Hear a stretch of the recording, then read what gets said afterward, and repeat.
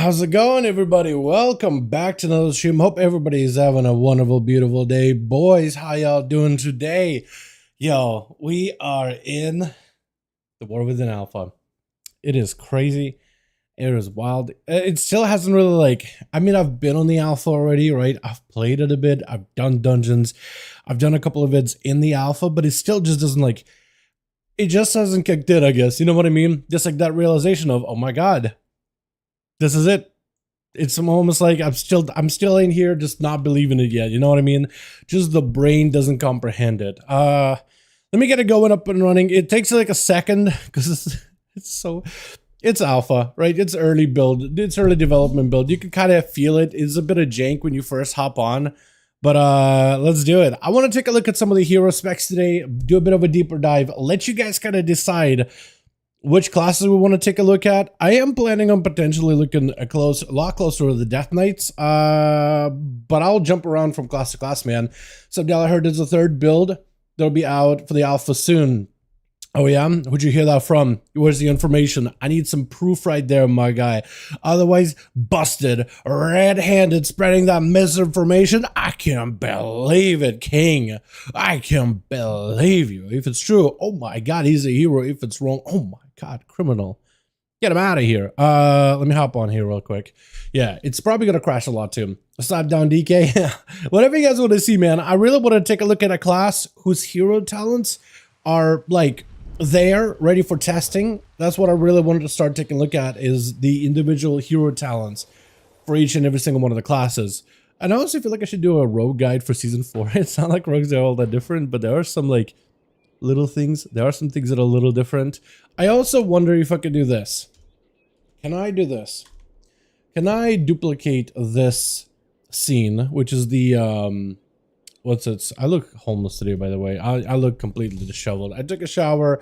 I got myself all primed up and ready to go, and I still feel like I just haven't been sleeping well. I think that's really what it comes down to. It's reflecting in here, dude. I'm looking at myself like, Jesus Christ, what is wrong with you?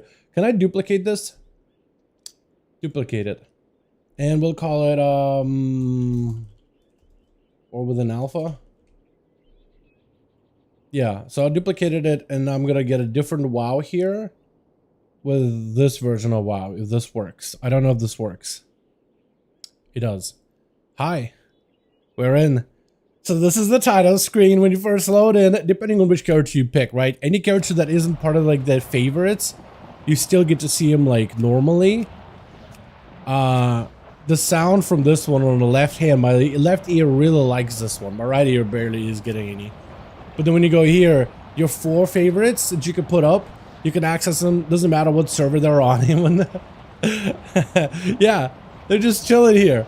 And they're kind of hanging out. I do hope we get to customize like maybe the camp at some point. And this does seem to have a day and night cycle, right? So if you log in at night, it is moonlight sky. The camp is there. The lighting is very much seen, right? So this even changes with day and night. It's weird, man. And you can add the characters, one of them sitting down. Over time, they'll just do some animations here and there. I do hope they'll still like keep building on and let you choose which camp you want. But if let's say you want to take a look at a character, like spin them around, you wanna, yeah, you can do it from here. It's basically the same thing.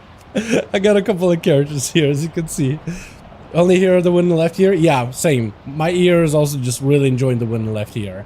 Let's get past the wind by hopping on, right? Oh my god. Here we go. Let's actually make a character. Boys, what class do we take a look at today? What class? I really want to do Death Knight. I really want to take a deep look at the Death Knight just because all the hero talents are ready to go. All playable. We'll be okay with DK too? Okay, we'll do Death Knight then. Yeah, so what you do is, I do want to know this first. Is there more players on the Alliance side? Or is there more players on the Horde side? Because I do want to try to queue for dungeons. I don't know if we'll be able to get in. But I do want to try, at least. You know what I mean? DK? Yeah, we'll do Death Knight. We'll start with Death Knight. We'll swap up to this stuff. From Towley? Okay. I need that in a written statement, King. I need that in a written statement. Horde, there's a couple of bodies. I think Alliance probably gonna have more, aren't they? Yeah, Alliance I think ends up usually having more people on average. Can you how can you get that, Dala? What do you mean, alpha? You get invited. Right now the only way to get in is to get invited. Or to have somebody, a lot of content creators at least would have like somebody on the inside in Blizzard that can get them in. But like the only way to get in the alpha for anybody, random chance to get invited. That's about all. Yeah, a lot more people up on Alliance, so we're gonna make an Alliance Death Knight, right? I don't really have a preference. I just want to play with everybody else. Should we make the Dark or the new Earthern, or do you guys just want like any random race? Should we make him as an Earthern or just anything random? Because I'm just gonna make like an item or something. Yeah. Yo, Dalla, what's up, fam? What's up, Sam? How you doing, my man? Hope you have a good one. Hope Blizzard will everything DK's Combat Horse. It can work indoors, but make it run normal, run speed 100%. When wipe horse bonus. Listening to 120 and most speed would be unfair. I mean, that's exactly what I want to check out is actually the horse. The Earthern? Okay, we'll make an Earthern. I made a lot of male Earthern, so we'll make a female Earthern character. Like, male and female models for them, like, they're essentially not really humanoids. They're kind of like constructs. So they're more like machines in a certain way. Like, they all crumble into dirt. There's like a weird way. They don't really reproduce like everybody else. They kind of like get created in the workshop. It's weird. But I'll just set a random couple of times. You can kind of see some of the customization options. Yeah. For females, beards is unusual, but it's very Tolkien. Like, if you ever read any of the Tolkien books, the dwarves in Tolkien universe are very bearded. So it's kind of cool. I think it's kind of neat. It at least makes them a little different. They are a little bigger to the normal dwarves. I like the male dwarf customizations. There's a lot of good ones. Like this one, that looks great. Hold on, this one, I mean, it's that wild hammer look to it. I like the beards they done for them too, you know what I mean? Like, they look really, really good. There's a lot of like dwarven things about them, but also the best dwarven parts of like dwarves. And they could do that. And then there's also crystals that kind of poke out of their armor. That could be able to be customized like separately. You could choose like what types of crystals, whether you want the belt gemmed or whatever, all those things. But yeah, make like we'll flip through a couple of these until we get one that I'm like feeling. Hold on, let me get the right class first.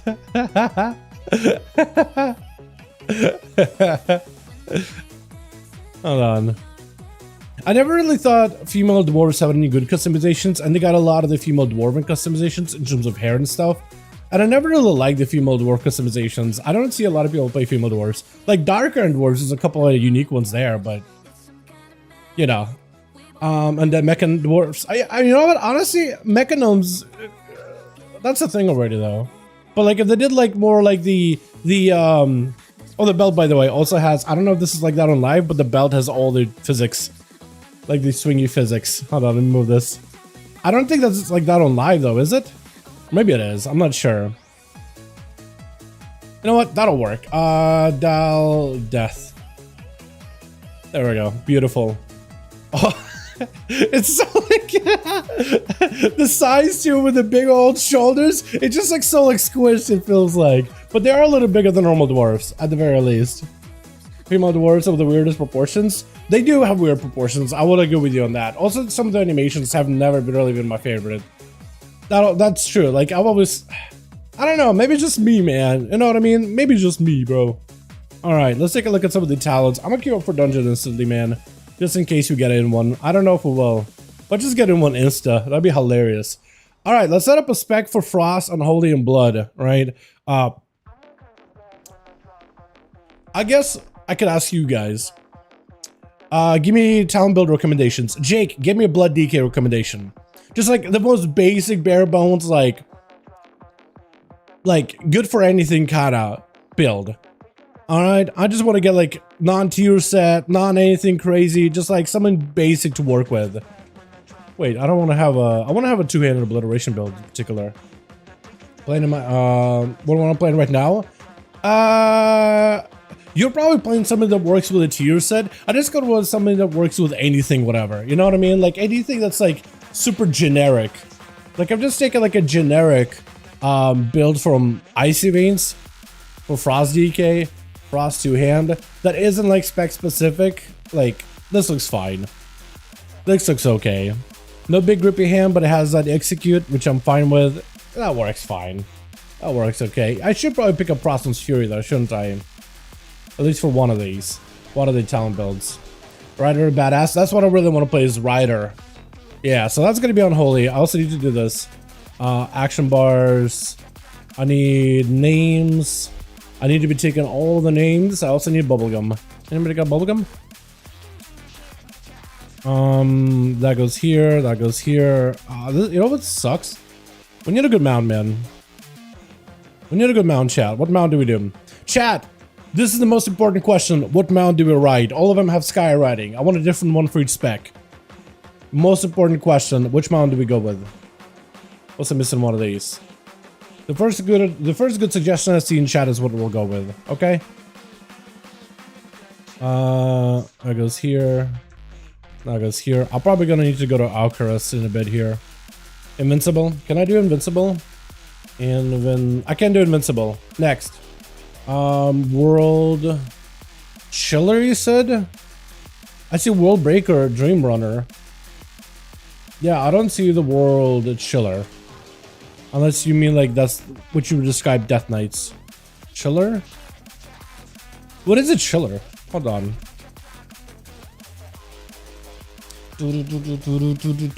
Dark Command, I need this. Path of Frost is fine. That's a good button. Vegeborn is a good button.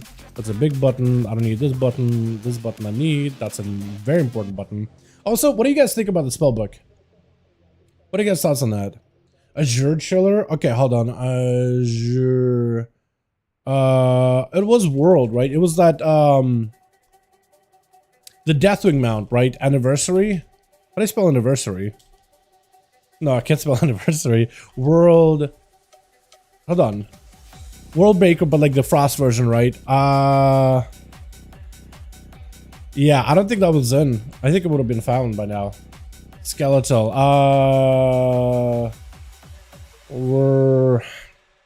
ICC. Wrath of the Lich King. What about this guy? How about we ride this guy on a Frost DK? Look at that. We got a cool summon animation, and he straight up just flies around because he's basically a proto dragon. Oh, this is good. You know what? Let's also go to Valdraken real quickly. We're gonna stop by Valdraken because we I want to make sure I get my dragons and mount riding like fully amped up and ready to go, like with good flying bonuses. Otherwise, you're gonna be only flying around with 3 charges. Blood spec, got it, perfect. So much better. You like it? Yeah, it's really big. It's really taking up a lot of space. Like a lot of it. It does also shrink a little, right? So let's say we'll open up friends list. It can shrink down to like 1 page, but if you don't have anything else, it's a full-on book, and it's on the same row as your talents. So this means that you have a separate button just for professions. Used to be like spells, talents, and professions used to be part of spells, but now there's a separate button for professions. It took me forever to find my professions, man. I was looking for it, I was like, wait, did they remove it? I just need to look over here and be like, oh, professions. Got it.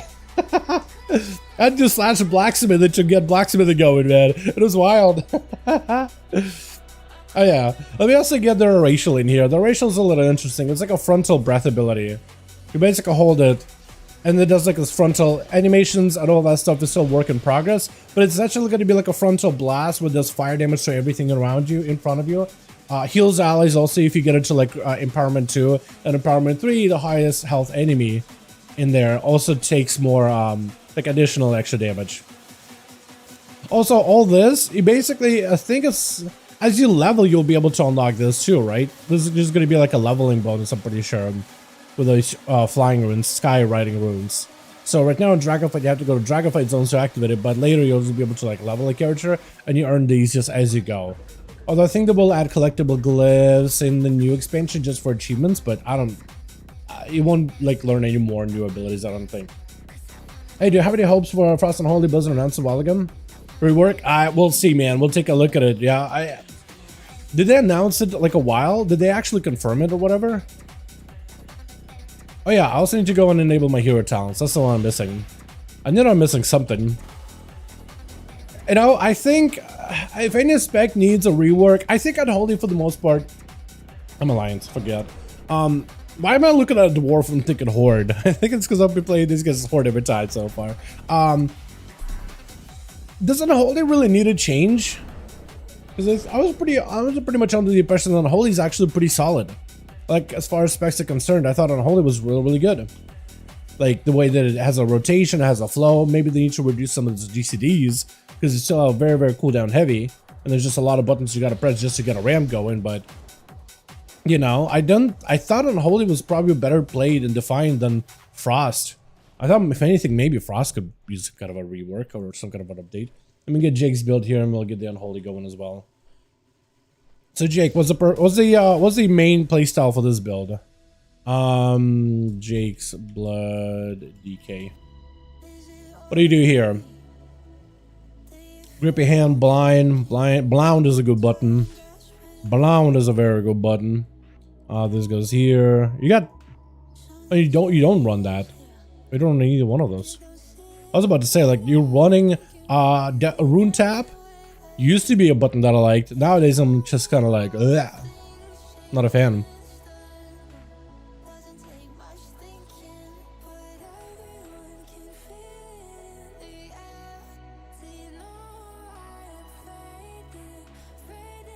Trying to remember where I usually have my buttons at.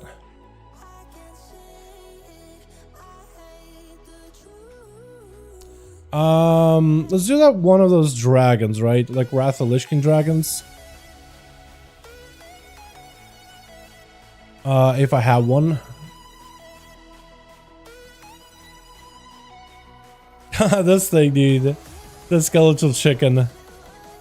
Where's the Wrath of Lich King dragon, man? I need one of those in my life. Did I skip one already? Like the big bony one. Because I tried tapping in Wrath earlier, it just wasn't getting anything.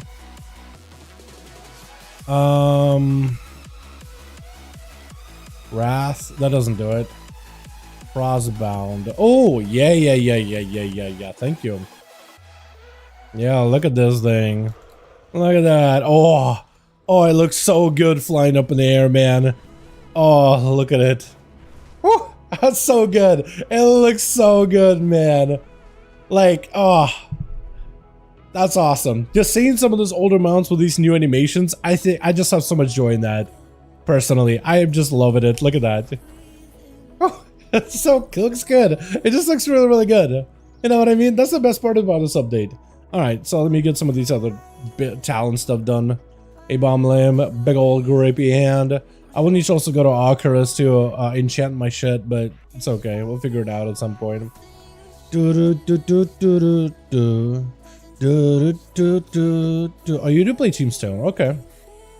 All right, I think I got this set up. All right, Unholy. Anybody got Unholy build? The Iron Ring from Cash. Did you really? That's really good. That's a good one. Yeah, the Iron Ring is awesome. Let me go like the most basic build of Unholy, chat, and then we're gonna go chat our stuff. And we'll mess around with things. Mythic Plus? I'll take a Mythic Plus build. There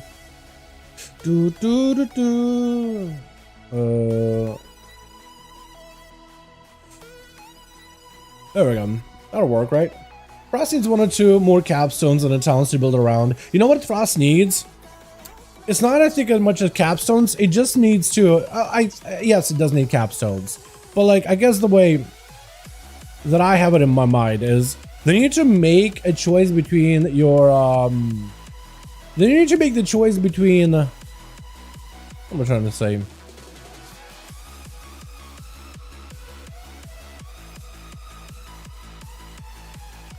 They need to make the choice between your Breath of Sindragosa and the two-hand playstyle. A lot higher than a talent tree. Like, basically where Apocalypse is, that's where you should be able to make the choice. And you should construct 3 capstones that fit either of the 2 playstyles. Because right now you're basically going all the way down if you want to play dual wield, or you go all the way down here if you want to play two-hander. And then in the middle is just like, you pick it up. But you kind of force for one or the other. You don't really have a choice. You're just... What kind of playstyle do you want? 1, 2. That used to be a choice up here. Then choose your weapon playstyle, your main ability, right? Breath of Sindragosa, but also do wield specialization, or two-hand specialization, but also that obliterate thing or whatever you get. And then make all those capstones work with whatever you chose here. That's what they need to do. That's a 10 to 7 going live May 7th. I think it's good. You think it's too soon? Does anybody think it's too soon? Yeah, I'd be surprised if somebody's like, it's too soon, delay it. Why? But like, it's really fun, right? That's what you gotta. That's what you mean, right? When you say it's too soon, is you want it to be delayed. But it's like, but why? I don't think it should be delayed. Yeah, so I don't really understand. I didn't know the mount chat.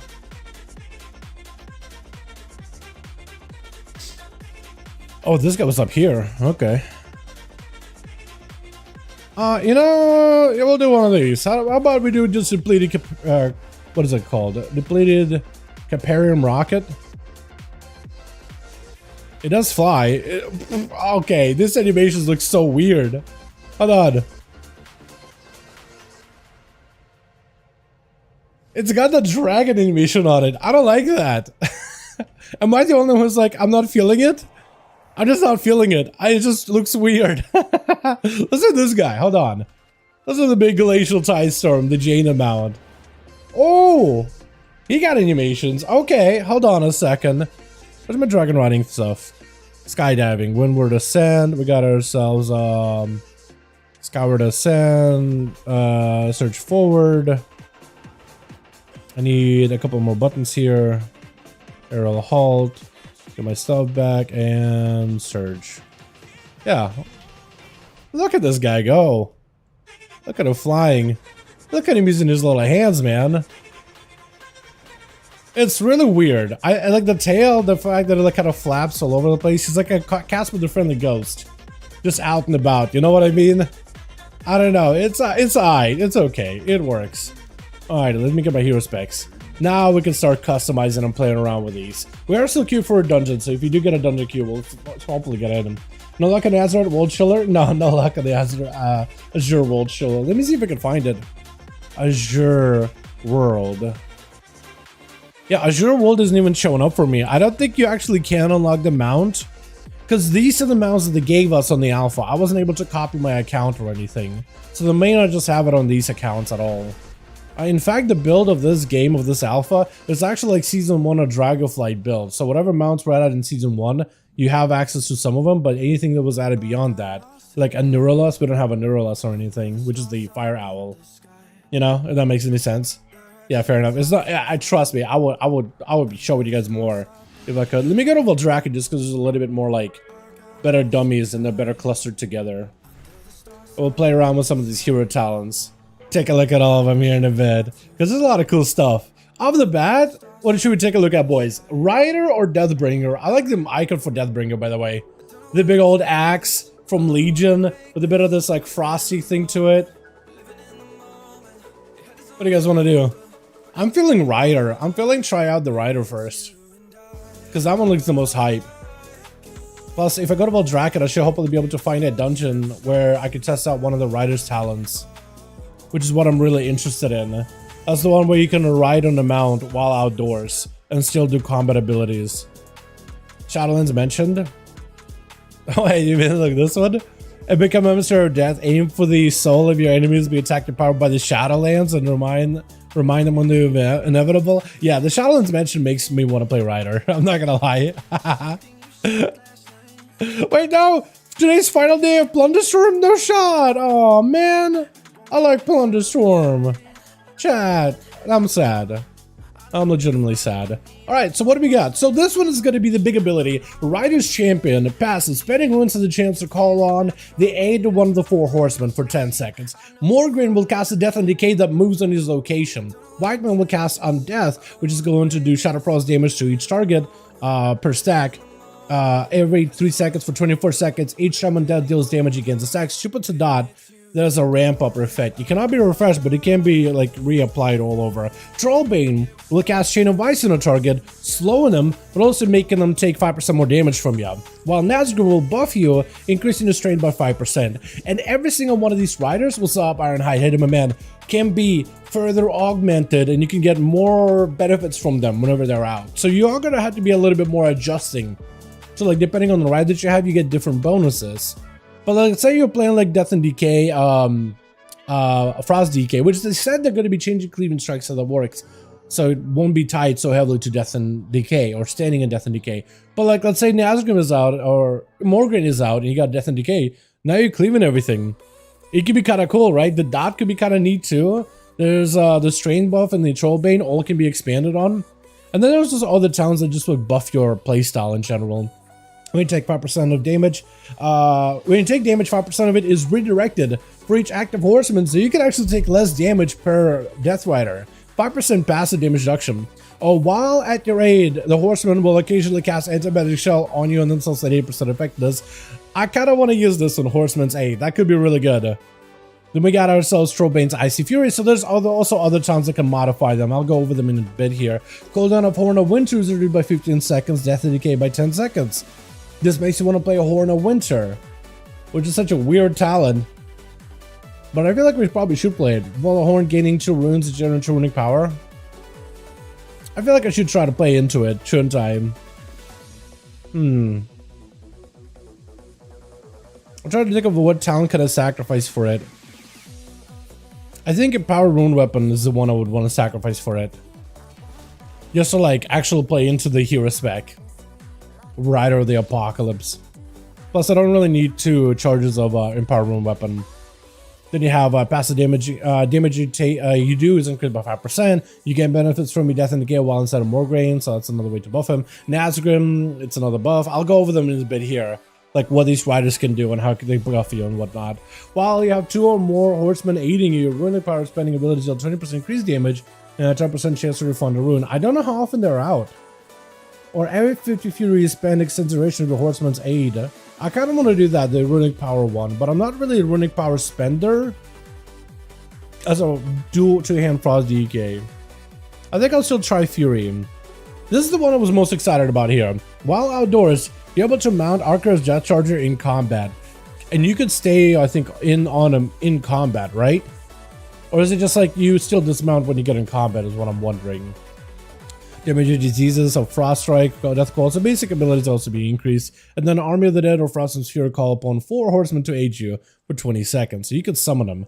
Now, every single one of the horsemen can be further modified. With Trollbane's Icy Fury, when you obliterate or Scourge Strike a target afflicted by Trollbane's chains, so it makes you want to focus those targets, it shatters, dealing Shadow Frost damage to nearby enemies, slowing them. So, an interaction. Then another one.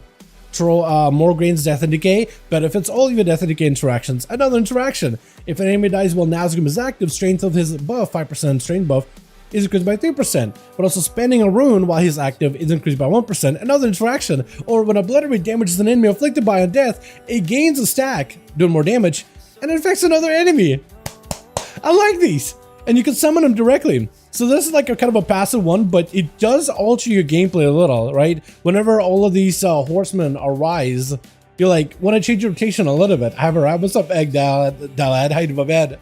I messed up your name so hard, by the way. So apologize, man. Okay, we got a healer. If we can get a tank in here, that'd be wonderful.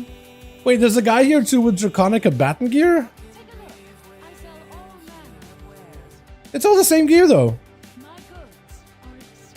She has like a Nightborn voice. Sorry, she has a Nightborn voice. She's a night elf. Okay, whatever. I'm just gonna hit this train dummy, I guess. I just want to hit one singular train dummy. That's all I want to do. Yeah, so I guess I'll just hit some stuff. Wait, I have my buttons in the wrong order. Wrong order completely.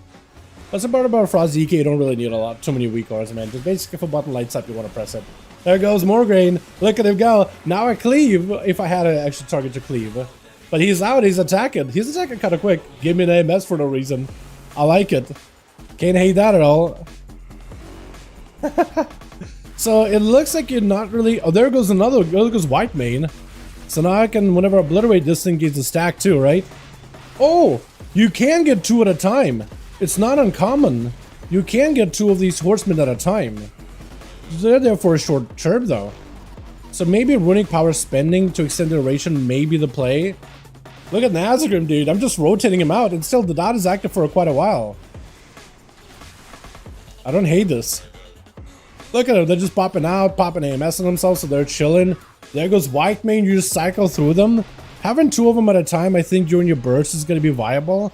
But like having 2 of them at once, I guess you can have 2 of them at once for a little bit. Yeah. I guess that could work. I am probably going to have to use my Frost Strike, I think, a lot more as a Frost DK just to like maintain my summon companions a lot more, I feel like.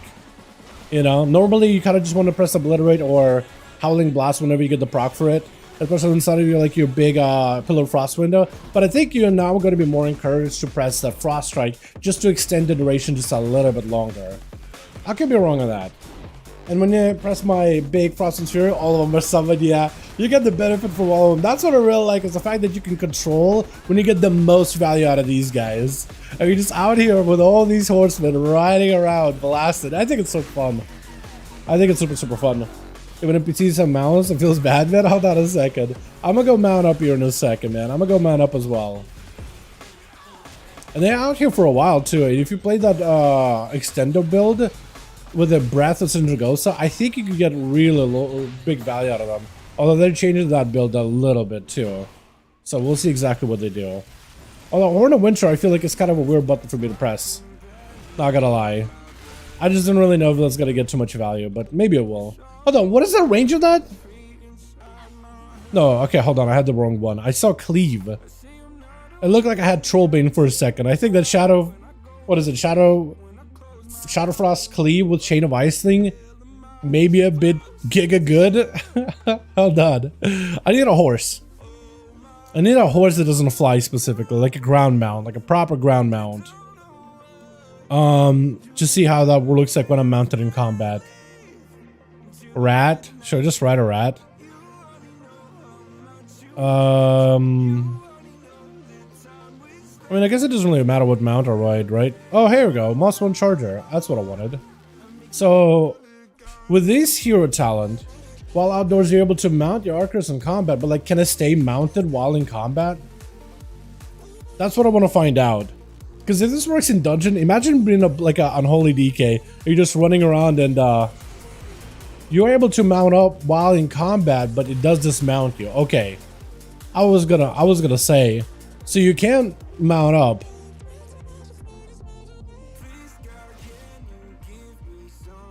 Is there like a way I could just put myself in combat somehow? Okay, this is what I wanted to do to test it. I wanted to go do a dungeon to test this. I'm gonna set it to normal. I was gonna go to Algathar.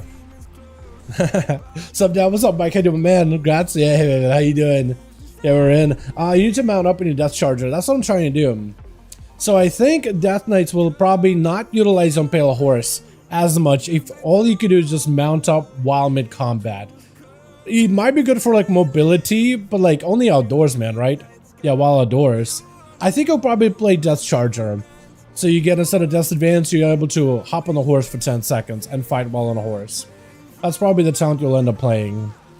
This is what I want to try. This is what I was wondering, right? I thought for some reason Death Knights would be able to stay mounted while on a horse. With the, like the left talent, the left choice node. And I thought, oh, that'd be kind of busted in dungeons, because like this dungeon, it technically is a dungeon, like an instance inside, but it is outdoor instance. So you're able to like mount up and stuff. And I thought, if you could just stay mounted while fighting, on a pale horse would have been kind of busted. But I don't think you can. You think you can just do death charge, right? Pretty sure. Are these things low level? Okay, I'll scale to lower level, so I'm probably gonna die, but that's okay. Yeah, it just mounts you. But if I want to, let's say, mount up, it's not working. You're in combat? It's not working. Wait, do these sounds not work inside of Dragonflight instances? Oh no, they are, because I did summon a guy just now, didn't I? I summoned a dude. Hold on a second. Hold on a moment. Yeah, I summoned a guy, so these sounds should work, but it's not letting me... So it has to be actually outdoors. So that doesn't work in dungeons. Yeah, that's not good at all then. I thought for some reason you'd be able to use it inside of instances, like certain instances. I thought, oh, that'd be maybe cool. But yeah, that's totally just literally just outdoors. So you have to play with this one then for anything that's like endgame stuff. Okay. It only works on a death charger. Akira's death charger. Hold on. Is that what it is? Death. Arcurus. Do I even have that as a mount?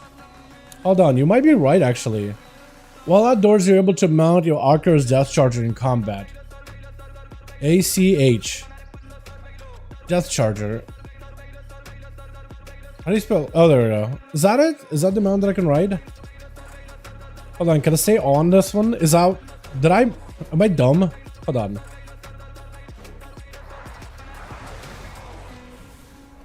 It says I'm in combat. Arcurus Death Charger, that is the right mount. Yeah, it's not letting me. I think it's literally just outdoors. Okay, let me die real quick and I'll go to the start of the instance. Please kill me. There we go. I'll try to see, because maybe it's like specifically outdoors, so not like inside of dungeons, inside of raids, inside of PvP, literally just outdoors. And I can test this pretty easily. I just need to find something for me to like get in combat with. And see if it lets me mount up. I need something that I can like aggro to me without me having to kill it. Here we go. Okay, so it does let me mount up. Give me a different horse, on a pale horse, so you're able to mount while in combat. Okay, so you can ride around this thing while outdoors. But I guess a dungeon doesn't count as an outdoors. How cool would this have been inside of a dungeon, man? How awesome would this have been inside of a dungeon? Like, this is literally the coolest thing ever. This is what I was hoping to... Oh, I'm about to kill a mom with ducks. Baby ducks. Wait, did babies die? Oh, they didn't. They're asleep. They're asleep, chat. They're asleep. I don't want this under my conscience. Only outdoors? Yeah, it might just be like a non-dungeon thing. Yeah. It's kind of... I was really hoping this would work inside of dungeons. How cool would this have been? This would have given Death Knights like holy mobility, brother. Like, this would have been awesome. And it's only for Frost and Unholy. It's not like Blood DK can cheese it or anything, right? I think that would have been awesome if you could have played Frost and Unholy just with this and just kite stuff around, get in and out really, really quickly. I don't think that would have been busted. Maybe like make it so you can't use it in raids about certain dungeons or PvP. Imagine running flies with one of these. They could have put stipulations like slow down while you're mounted, right? They could have easily done like stuff like that, but imagine just this guy running at you. It just starts chopping at you. What do? That would have been so cool. Hold on, let me try it again. Because it looks like I got a debuff or a buff from Arcura's Death Charger thing as soon as I'm mounted. I didn't have to even be in combat. I just mounted up and it gave me a different horse and a buff. I don't think it will do it here, right? No, it doesn't transform the horse. Because let me show you. This is why Blizzard should turn the combat horse in a way so you can run normal speed in dungeon raids on a passive pale horse buff. Maybe.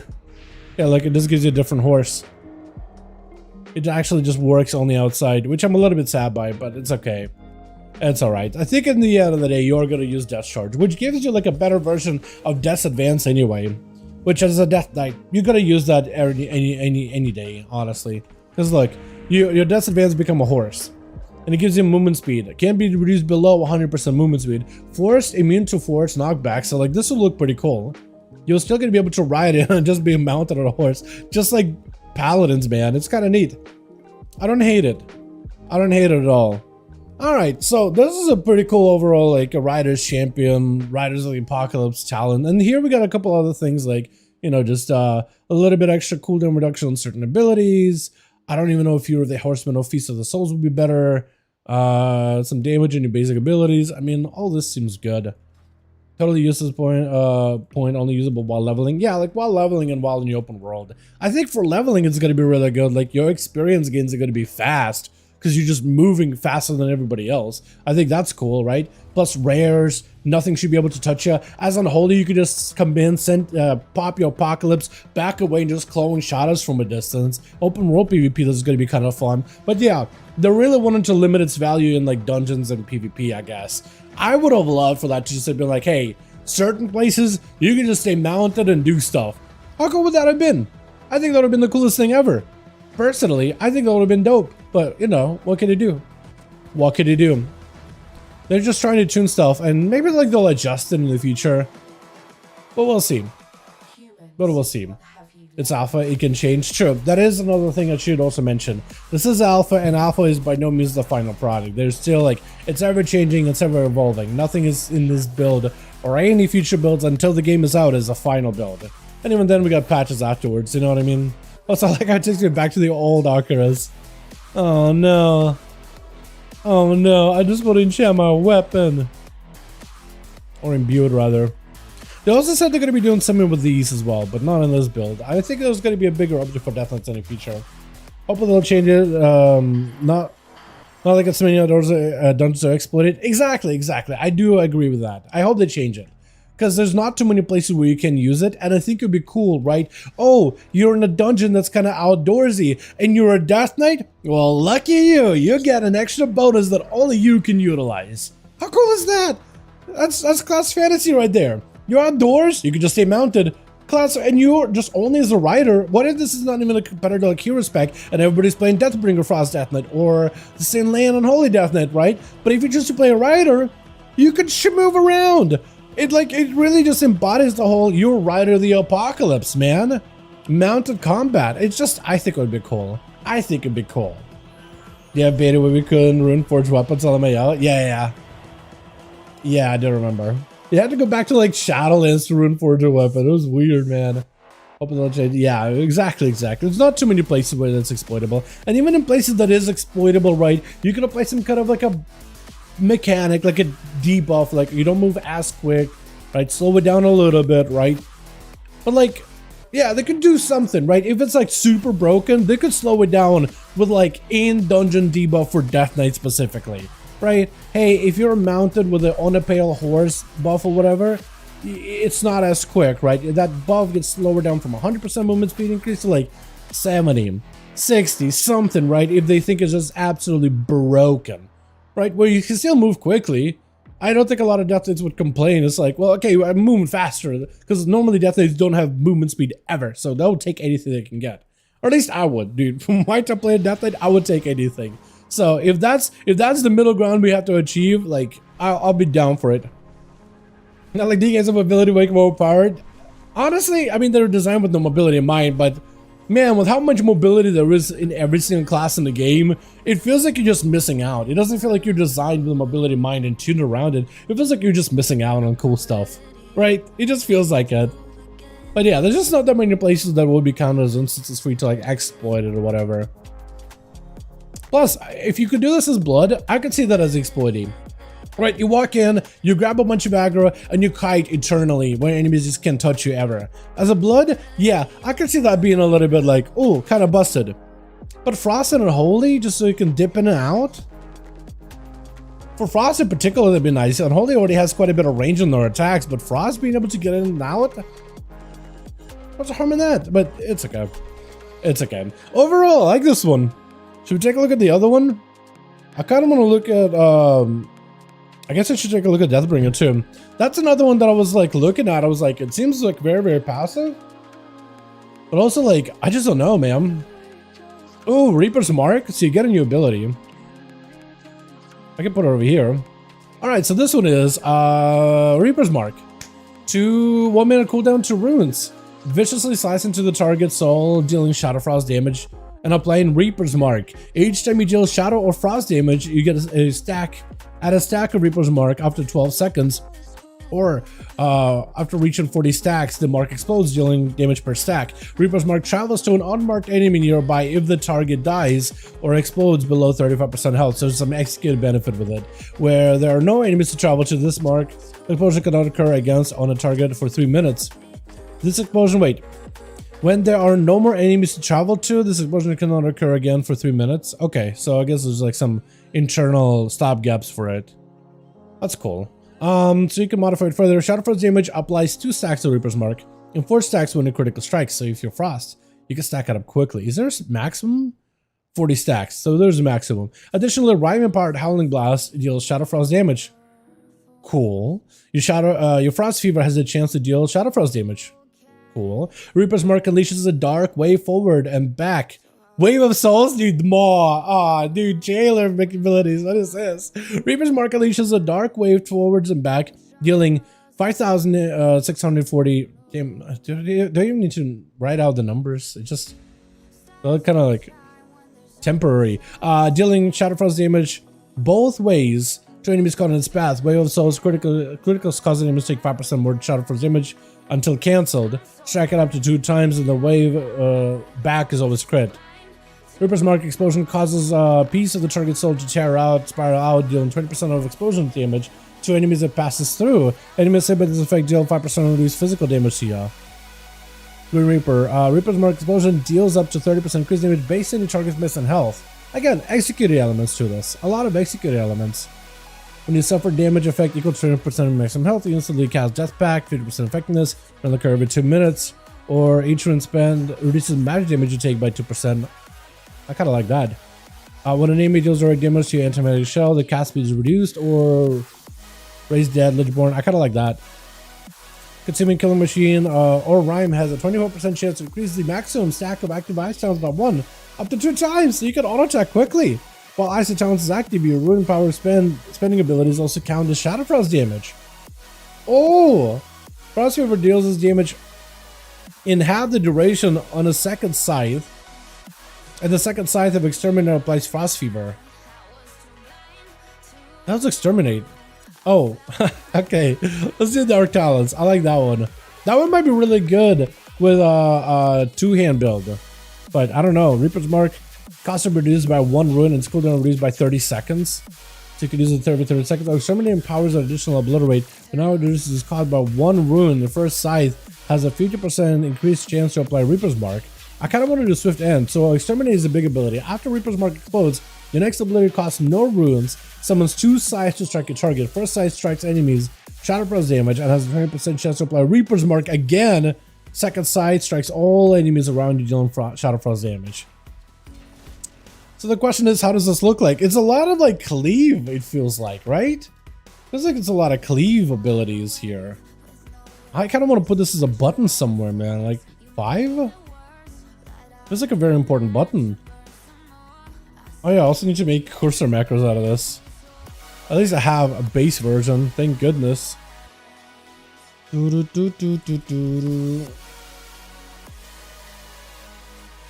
wait, can I just do this? Yeah, that works. Both here sounds for Blood Deacon look strong defensively and offensively. Yeah, I want to take a look at him in a bit here. Oh, Reaper's Mark stacks very, very quickly. It exploded. Okay. That did damage very, very quickly. Very quickly.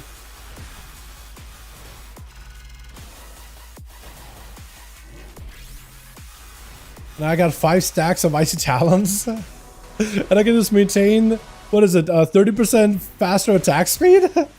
Hold on. There we go.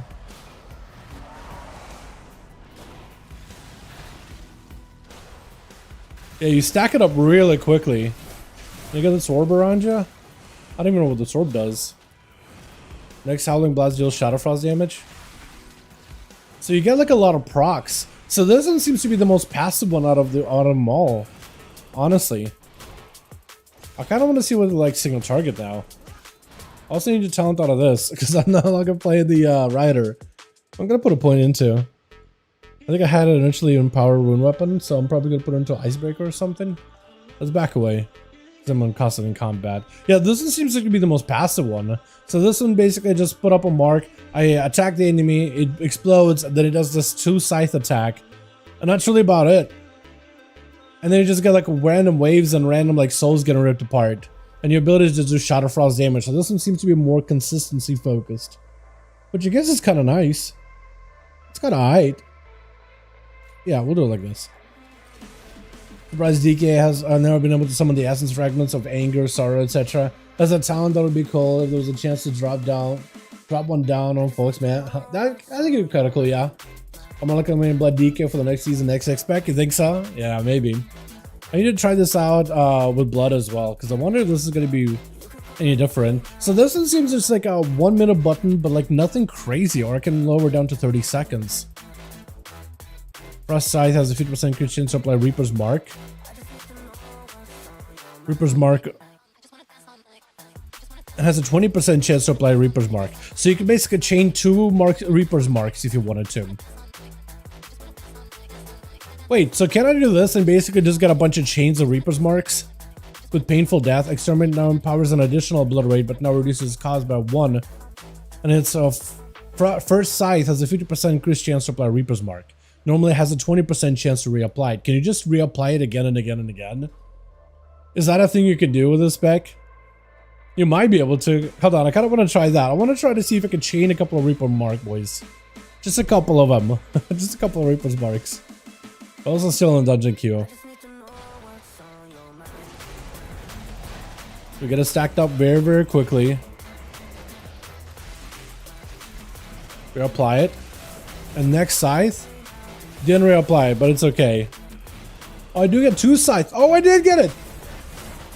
I did get it. Hold on, there's 2 Scythes you use. And then Scythe has a chance to reapply it again. I hit it like, what, couple of Scythe hits? Hold on, question, how hard does a Scythe hit? That's what I want to know now. Exterminate does 100k crits? Yo, what the hell? That's a hard hitter. Compared to like what, my Frost Strike, which is for 30k. What about Obliterate? Exterminate hits for 50k? So there's 2 hits, and I got 2 Reaper's Mark hit for 151. Okay, Reaper's Mark hits quite hard. Reaper's Mark hits quite hard. Like, no matter what you say, it actually does some damage. Obliterate can hit for 90k. This thing does a lot of damage. It doesn't really feel like super interactive, but damn, dude, the damage it does. Okay, I want to try this again, because this thing can chain. I want to see how often it chains. So, look out for, chat, look out for the Z buff here, Reaper's Mark. That's what we're going to be looking for altogether, okay? So I'm going to get a second Reaper Scythe here in a bit, once I stack this up. And my next Exterminate, I'm going to get a Scythe. Got a Reaper's Mark again. So now I'm going to be able to do it again. Hold on, we can chain this. If I'm lucky, we can chain these. Another Reaper's Mark. Gives a big blast of damage. Next, Obliterate has a chance to do it. Reaper Scythe, didn't apply it. Didn't apply it. Okay, so I wonder if you could apply it like once extra. Once as a bonus. But that's kind of nuts, man. It's just like you mark a singular target. It's almost like a vendetta as a rogue. You just mark an enemy for death. That's kind of cool. It's pretty passive. Like, there's not too much interaction with it. Like, you just gotta use the Reaper's Mark, and that's really about it. You know? Although I do like that rune carve thing, though. And the extra auto attack speed. I think that is kind of nice. We got the soul, got the wave out of the guy. Got another Reaper's Mark? Okay, so can I chain the second one is the question. Can I chain another? Because I got Obliterates. Scythe? It looks like maybe you can only chain them once. At least so far I've only got once. Like, one CDR is nice. Oh yeah. Oh yeah, that's gonna be nice. Yeah, so this one kind of, I think, just plays into like the ramp up build, and you kind of just want to ramp up a bunch of damage into the marked target. And it's like more singular focus, which I think for Frost DK, which is very much singular focus spec, right? The only area you really have is Remorseless Winter, besides Death and Decay, right? Besides Death and Decay Cleave. But like, that Cleave basically just turns a single target into multi-target, right? That's more or less how that functions. So for the Blood and Frost, it basically allows it to really just focusing on a singular target. And really built up the Reaper's Mark. And then have that cleave onto everybody else. But if a bunch of people are low, the Reaper's Mark will bounce around from target to target. Okay, so we got another Reaper's. It shows up here too, which is good. I like that. Can I get another Reaper's Mark? Another Reaper's? You can! Hold on, you can chain these! I got 3 chains now. Hold on. Hold on. I can chain this. Hold on. I can chain this, chat. Hold on. 1. The Reaper's Mark here. Hold on. One more. Oh, you can chain them. 4 Reaper's Marks in a row for the price of 1. Okay, nothing here. No. 4. 4. Okay, so you can chain them. That is interesting. All right. So if you run this, there's a chance it just reapplies it again, or you could have a shorter cooldown to apply more consistently. Interesting. I kind of like it. Frost Fever deals damage in half the duration. Second Frost side exterminator applies Frost Fever. So I guess you could just have more Frost Fever damage. How much Frost Fever damage am I doing, by the way? Because I could do Shadow Flame damage. Oh, wait, like adds on. Look, it does additional Blood Fever? Hold on, do I put a Blood Fever too? What is this? Frost Fever has a chance to deal additional damage with Shadow Frost. Is it just go? Let's go Blood Fever. Okay. So I do Shadow Flame, Frost damage, and then Shadow Frost on top of it. So I guess you could do more dot damage if you're playing the dual wield build. That's going to be pretty good for dots. Pretty satisfying. Oh, it is. Yeah, chaining that as it is. You know what? I think that kind of does fit the Frost DK. Because Frost Death Knight, at least in the two-hand playstyle, with big oblits, right? Your big chains, big oblits, big goes, and it just lets you keep that go going. I kind of like it. It feels that bursty, spontaneous, like ice-shattering bursts that Frost DK can do. But I also think this would work very well with that Breath of Sidragosa build too, just because it's like consistent output. Plus it buffs your Frost Fever, which is gonna get buffs with an Invigorating Freeze and like that whole side of the talent stream. And then you also get the faster auto attacks too with Dark Talons, which for dual wield build you constantly attack, and that's big value increase, right? And you can play shorter cooldown or like a bit of RNG with it. And like, who doesn't love a bit of RNG? I do. I love it. Yeah, and then you have the Reaper's Mark. So it has a lot of single target value, which kind of fits into that single focus playstyle of Frost, but adds a lot of free cleave elements to it too. So like if you want to play it against multiple targets, for example, right? You totally can. So you can see I'm cleaving with, what is it? Death and Decay. I'm gonna get the Scythe. Maybe one more reset. Yeah, got Scythe again. Got Scythe. Just gonna spam some abilities, spam some damage, doing Shadow Frost damage to everything. So it's kind of passive to a regard, to a degree. Reapplied it. I like the replications of it, because then you can just shade it and it'll balance the different targets if somebody's super, super low. Like it'll proc. Didn't get it that time. But now I only have to wait like 20 seconds. So if you can get a couple of these chains, then you only having to wait 20 seconds or 30 seconds at most. For it to come back. So I guess the question of like, are you fine with the RNG or not? And this might also have some more implications inside of like situations where you're cleaving with things that are dying constantly, like M+, for example, right? Because it'll bounce. It kills and travels to an Reaper's Mark travels to an unmarked enemy if the target dies or if exposed below 35% health. So it'll like reapply. Right? It will travel, it will spread. As you get in that execute, it will spread all around you. I don't hate it. I don't hate this at all. Do you have any challenges on the L Shaman already? No, this week we don't. Amak, we don't. Hopefully next week. I'd love to cover some new Shaman stuff whenever that's available. Everyone's so hyped for the rider, but Deathbringer never looks it. You know, I'm surprised. I am very surprised by Deathbringer. Very surprised by Deathbringer. Okay, I guess we're doing Holy, because I want to do Blood, but like we'll do Blood last, just because I feel like I have a better understanding of DPS specs. So let's set this up for, well, I mean, we don't really need to re-look at Rider of the Apocalypse, do we? I think we do this on land, because this is going to be exactly the same, except it changes your Unholy Blight cooldown reduction, and it buffs your Death Coil, Frost Strike. Okay, if diseases, Frost Strike, and Death Coil. Okay. Alright. But this doesn't really like interact with Unholy in any new way. It's more passive than the other one, I feel like. Oh, they do fix Hunter, don't forget about them. Oh, true. Yeah, Hunter, for sure. Alright, Tinlayan, this one I was really excited about. Because look at the icons, by the way. The icons look so cool. I'm sure they have some cool for Rider. I don't think it's final. But look at that, like blood, sanguine, oh, it looks good. So your main ability is going to be Death Coil, Epidemic, and Death Strike. Have a 10% chance to make an next Heart Strike or Scourge Strike become a Vampiric Strike. Vampiric Strike heals you for 5% of your maximum health and grants you Essence of the Blood Queen, increasing your haste by 1.5 up to 7.5 for 20 seconds. So if I walk over here, and I'm just going to put my pet on passive just because I don't really need him to like do stuff yet. And whenever I Death Coil, there's a chance my next Scourge Strike becomes a Vampiric Strike. I know I'm not playing it like optimally or anything.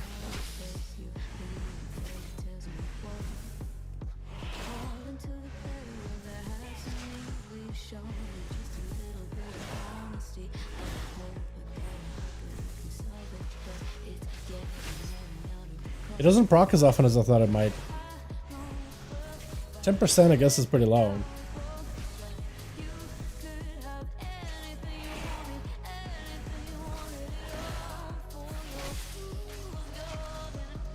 I'm just waiting for it to proc. I am going to take a look more at the talents, but I'm just waiting for it to proc. Okay, this proc rate is looking a little bit sus. Oh! I did get it to proc.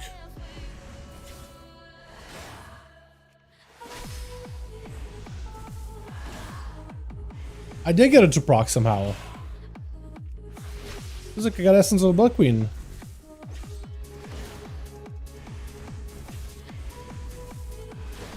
It just doesn't transform the ability. It gives you like a buff, I think. Okay. What does this buff look like? Alright, so this doesn't fully work. So there's no notifier that I did hit a Vampiric Strike, but I did. Because look. Where is it at? Oh man, these dots. I shouldn't have been putting dots. Look. I did hit it. It just doesn't have like, it doesn't transform the ability or anything. Okay, this is weird. Okay, so I'm gonna do this. I'm just gonna spend a bunch of runes, right? Spend a bunch of runes. Hopefully it procs at this point. Yep, Vampiric Strike. You didn't hear animation. You didn't see anything, right? At all, but there was a Vampiric Strike.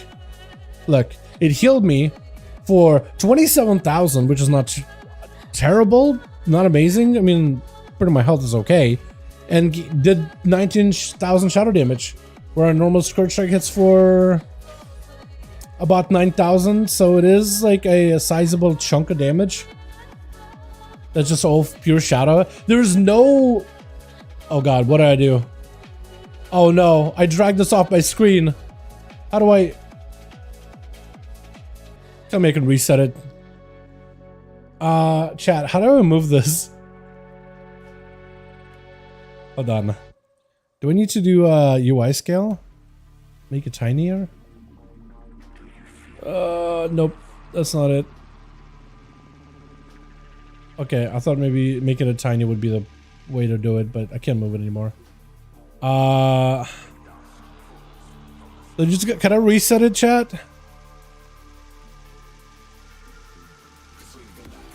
Crap. She glue red for a second when it procced. How do I move this, chat? Am I just stuck?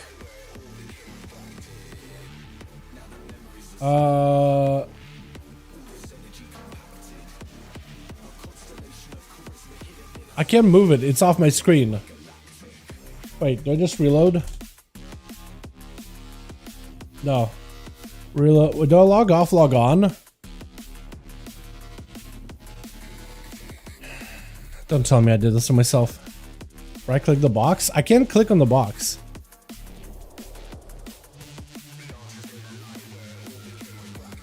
The box is off the screen in edit mode. I could reset chat position to default frame, but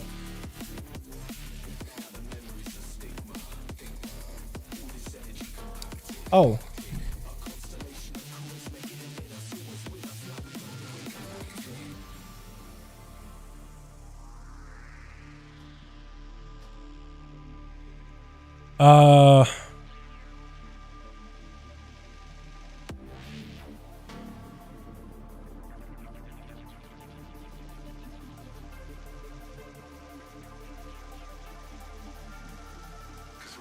Oh. We did it.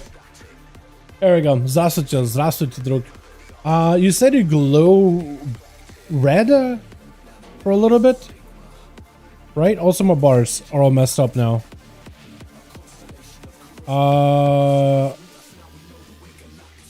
Okay, I'm gonna guess my bars didn't save. That's fun. Okay, let me do this. Let me go and apply all my abilities again. My stuff didn't save for some reason. I'm gonna log off, log on to hopefully it saves. Do it like that.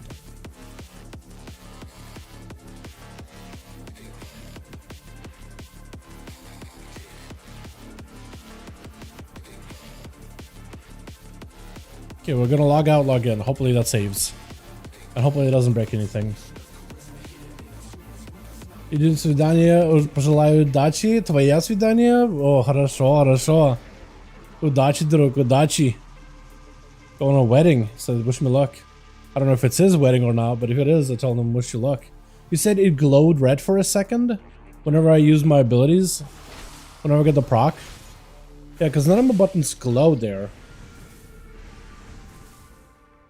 I don't really know if there is an indication if I get the proc. You know what I mean? It doesn't look like there is a proc that shows up on my bars or anything.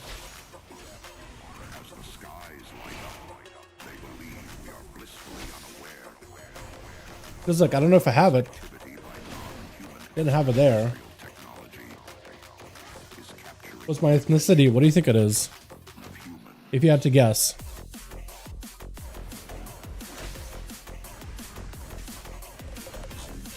Is that a normal question people ask?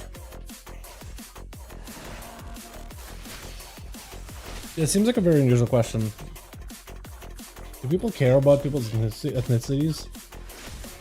I think that's like the least interesting part about a person. I have to have it here, right? I procced it. Oh, I character glow red a little, but like there's no indication that I had it in my bars or anything. I was thinking we change my skirt strike ability, so that still needs a little bit of work, but it does randomly proc. So there are ways to like guarantee proc it too. All right, take a look at it. We got Leech. Lead burns active. Leech bonuses increased. And affects allies? Yo, I like that a lot. IBF for the reduces all damage you take by additional 20%. I like this defensive tree. Killing enemies grant honor experience reduces a cooldown. That looks like that'll be really, really good. Bloody Fortitude. I wanted a Vampiric Aura. That seems awesome. Well, within Death and Decay, physical damage taken reduced by 5. I am gonna hate this though, the Death and Decay thing, because they said they're gonna be removing that stuff out of the game a little. Any chance to get Vampiric Strike as a beast? Imagine they're like, oh guys, I don't have my Death and Decay. Ah, I'm missing my value. What is happening? Italian? Far from it. Pretty far. Pretty far. A little more northern than that. A little. And by little, I mean a lot. Dust Advance and Wraithwalk. Hold on. I need to look at the map. Is it? Chat, don't tell them what we are. Let them guess. Make it a game out of it. Google Maps.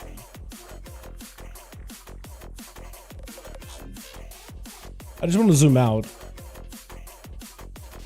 It's a little north.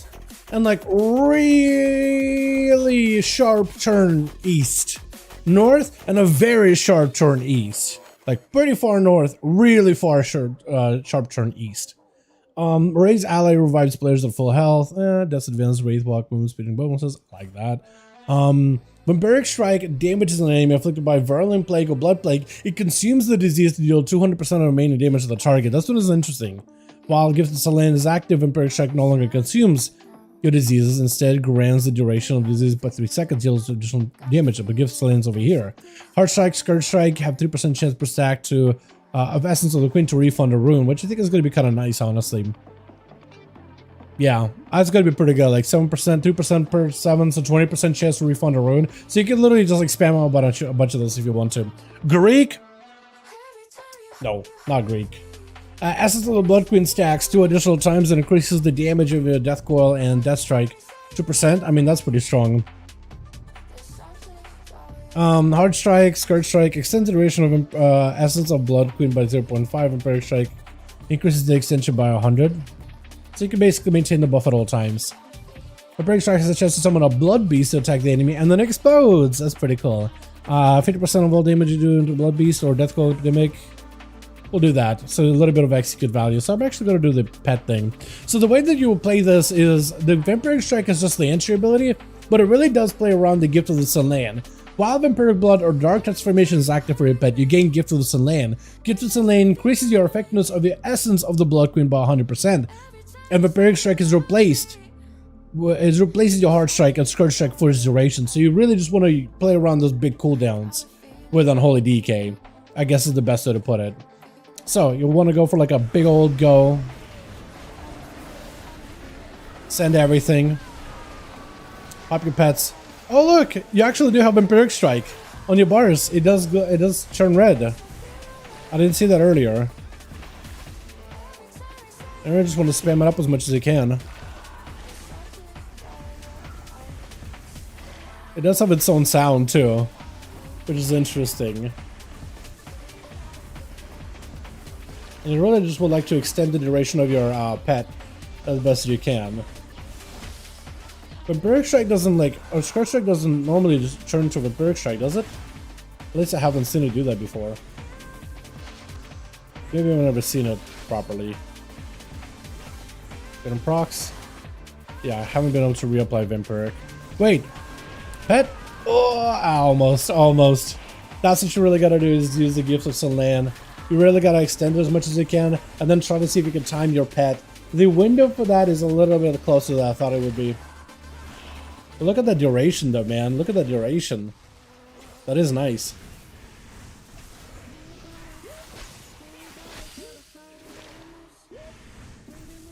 So you really would want to get a proc or 2 of Scourge Strike if possible, to help extend the window just by a little bit. Okay, there's a flow to this. There's a flow to this playstyle, chat. Haven't been able to get a proper proc though. But I really want to have like a proper go here. Empower my pet. Ah, it falls off, dude. I need better stats. You need more haste, I think, to make this work better. Otherwise, it's gonna fall off pretty quickly. You probably do need a lot more haste.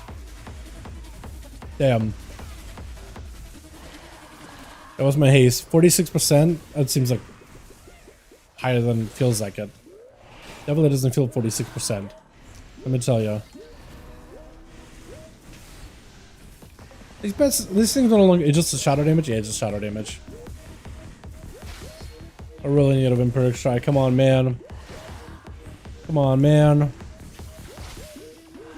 Yeah, it's a 10% chance to get a Vampiric Strike is kind of low. You know what I mean? 10% chance, and it's a little increase though, isn't it? Oh, I gotta drop down Death and Decay. That's what I'm missing. Okay. Interesting. Hope you're doing good, my man. What's up, Peyton? How you doing, my guy? Yeah, I don't hate this one. It's definitely like very cooldown centric. Very cooldown heavy. Here we go.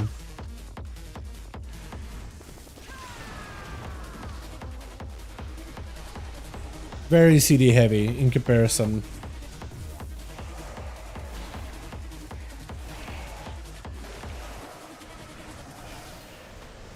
Very resource heavy too. I feel like I'm just not able to get all my like buffs out. Oh, the abomination thing. I just noticed ya.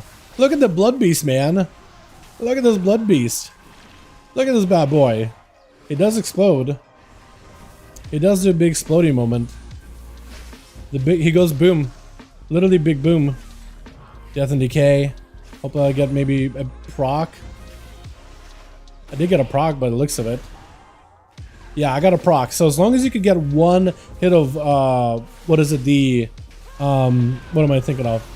One good strike of one reset of Vamp Blood, you can prolong that buff and basically have it on you internally. This one is gonna suffer from downtime though. Like if you can't hit the boss, have it to ramp it back up, that's gonna suck. Telling you right now. That's not gonna feel that fun. This one is gonna hurt in that department.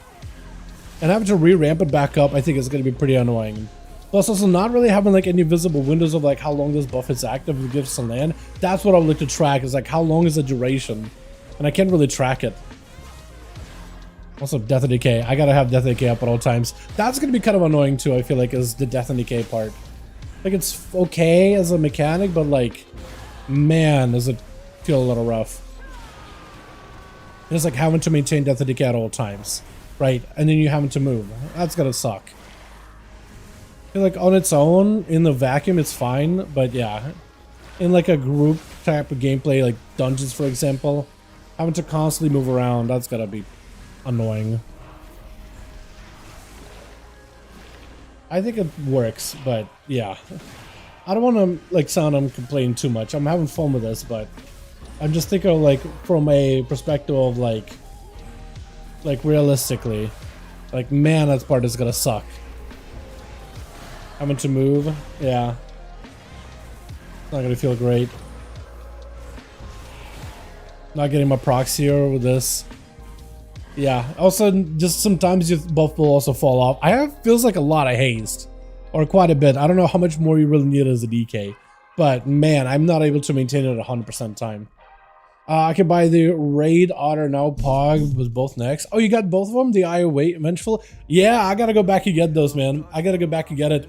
Now you can actually go and get the Otter? Yeah, I need to do that myself as well. It's either like 3 rings or 2 necks, yeah? One from Terrace, one from Dathia. I bet the hero talent fill insane on blood DK. Oh yeah, probably. Probably. I guess it's something I could try too, yeah, auto blood DK. Like this is fine as a hero talent. I just think that whole like stuck in death and decay is gonna be weird. But I don't hate it necessarily. Yeah, let me try doing this on this guy.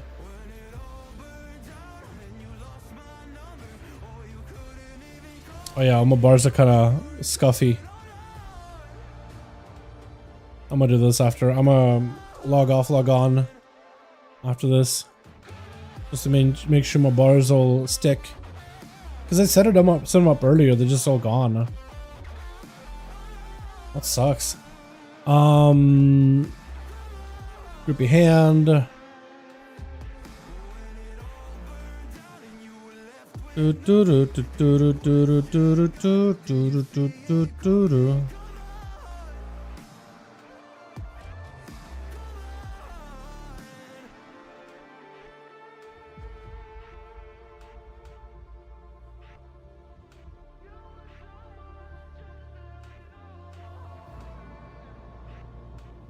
Trying to remember what I usually run on this one. Okay, let me log off and log on. Let me hit some stuff. Your weapon was dancing room weapon, caress, team stone, and then normal rotation. Caress whenever you're under 6 bones.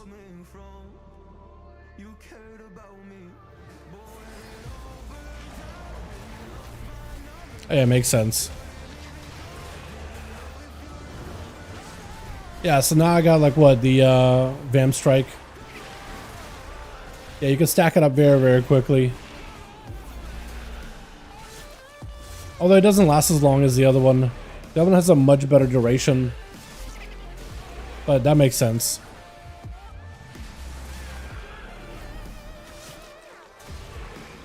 Oh yeah, but you can basically maintain at all times. That is going to create a bit of a degen playstyle where you just essentially are trying to use Vamp Blood as an offensive ability just so you can maintain your stacks. Which is what some Death Knights were really worried about. Like, You basically are not using it as a defensive, you're using it as an offensive ability.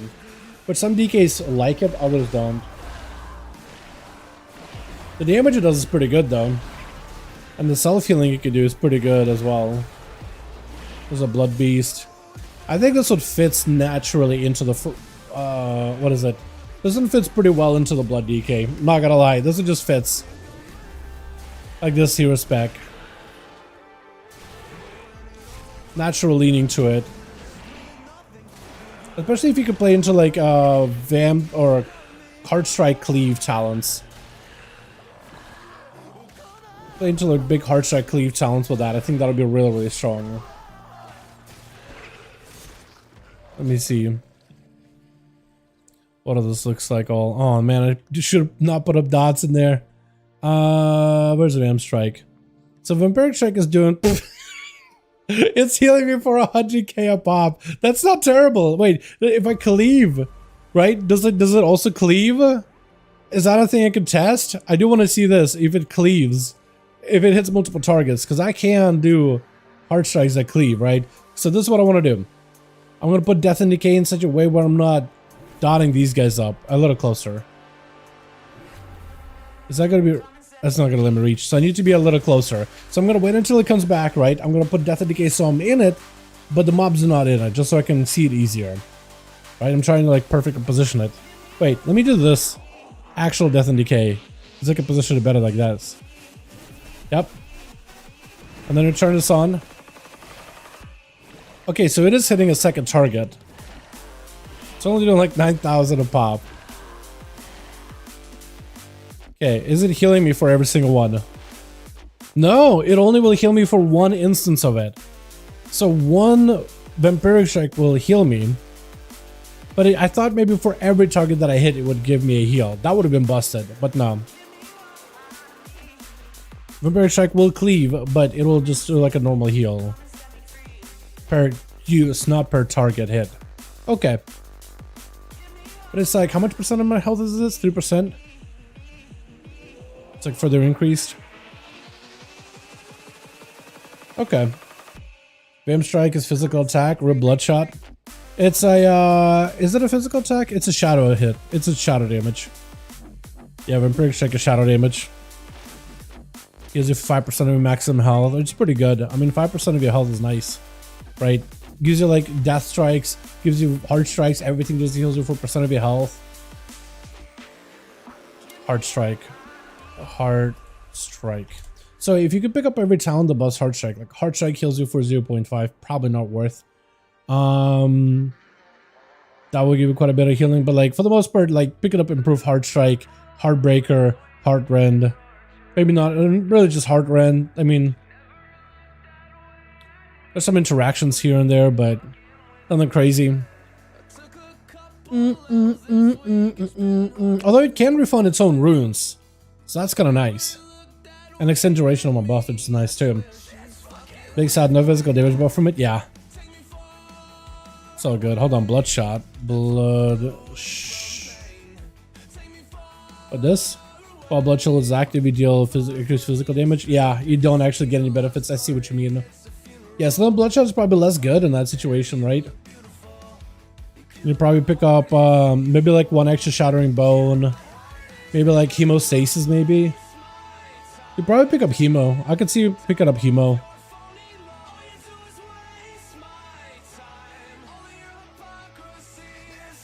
Umbilicus will be the only build.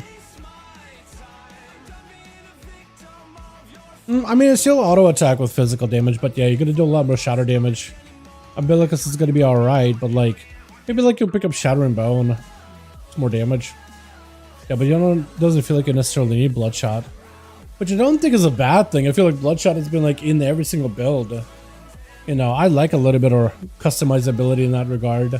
Unless you're playing Deathbringer, I think then Bloodshot will be pretty good there. Although this is also a Shadow Frost damage, but still. Yeah, Sun Land doesn't seem to be that bad. It feels a lot better on a Blood than in Holy. At least from hitting train dummies. Also, I'm still not able to get on a dungeon, so I'm still trying to do that. Did I get consumed by Umbilicus? Oh yeah, Infection of the Sorrow. I haven't tried it.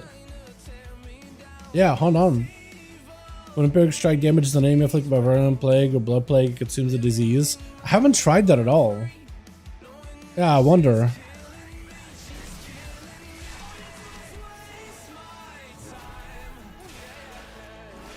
It does consume it there. That is consume the dot completely. So while this is active, right? While Vamp Blood is active, it's actually will extend the duration of your dots. The Blood Plague will actually keep extending it. So I think it will gain benefits from in that regard. But I don't think it actually can consume it. Maybe it can.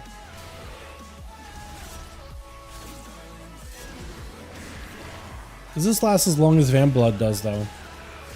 You know?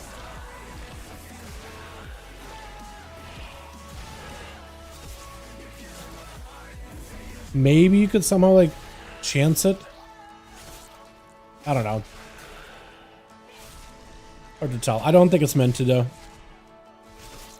Yeah, it doesn't get consumed during Vamp. It just extends it. Which is, like, the nice thing, right? It gives you less management as Unholy. Because you just basically extend your main dot as much as possible. So I think you could probably go between that and between the Swarm to keep extending the dot so you never have to refresh it. That might actually be a bit of gameplay that I need to adjust for Unholy specifically. I'm gonna try it back at Unholy with Sunlayan. Do do do do do do do.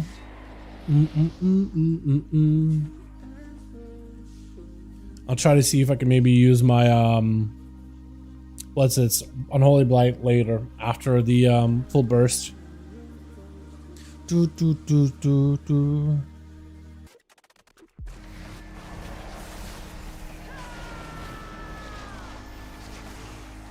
Take almost a full dots and every single hard strike shoot just to keep extending it. Yeah, it does. As long as I'm pretty aggressive with it. But I have to be very aggressive with it.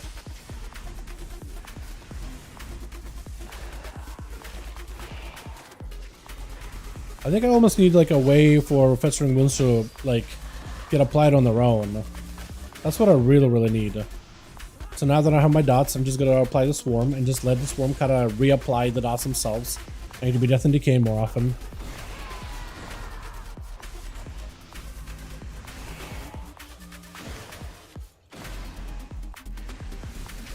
Got my pet empowered and all that.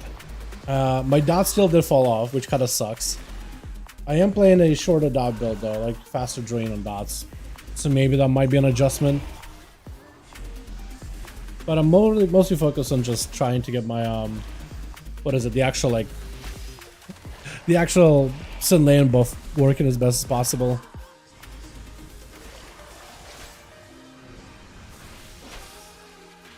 Yeah, so now I can apply my Swarm again, so I don't have to worry about refreshing it.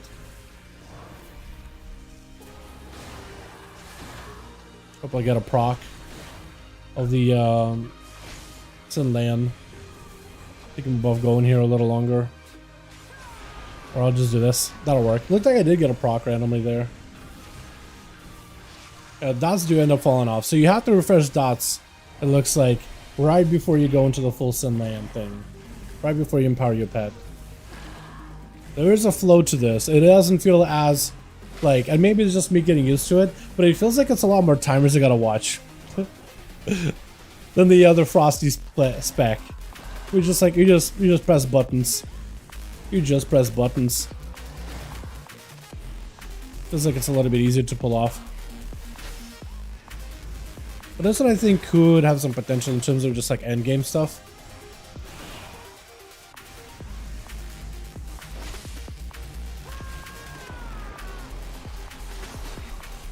Yeah, it feels like I'm having to track like a lot of things, man. I'm just capped on Runic Power and I have my Vamp Blood that I want to spam out, but I can't. He's got way too much Runic Power. It's a lot to track. It's a lot going on at once. I feel like maybe once you actually get into the into a dungeon with it, it may feel a lot better in that regard. Or maybe you have to have a way better like phasing. Like it will just go during moments where you're like building a lot of Runic Power, spending a ton of Runic Power. And you have to go into like phases. Maybe that is how you gotta do it.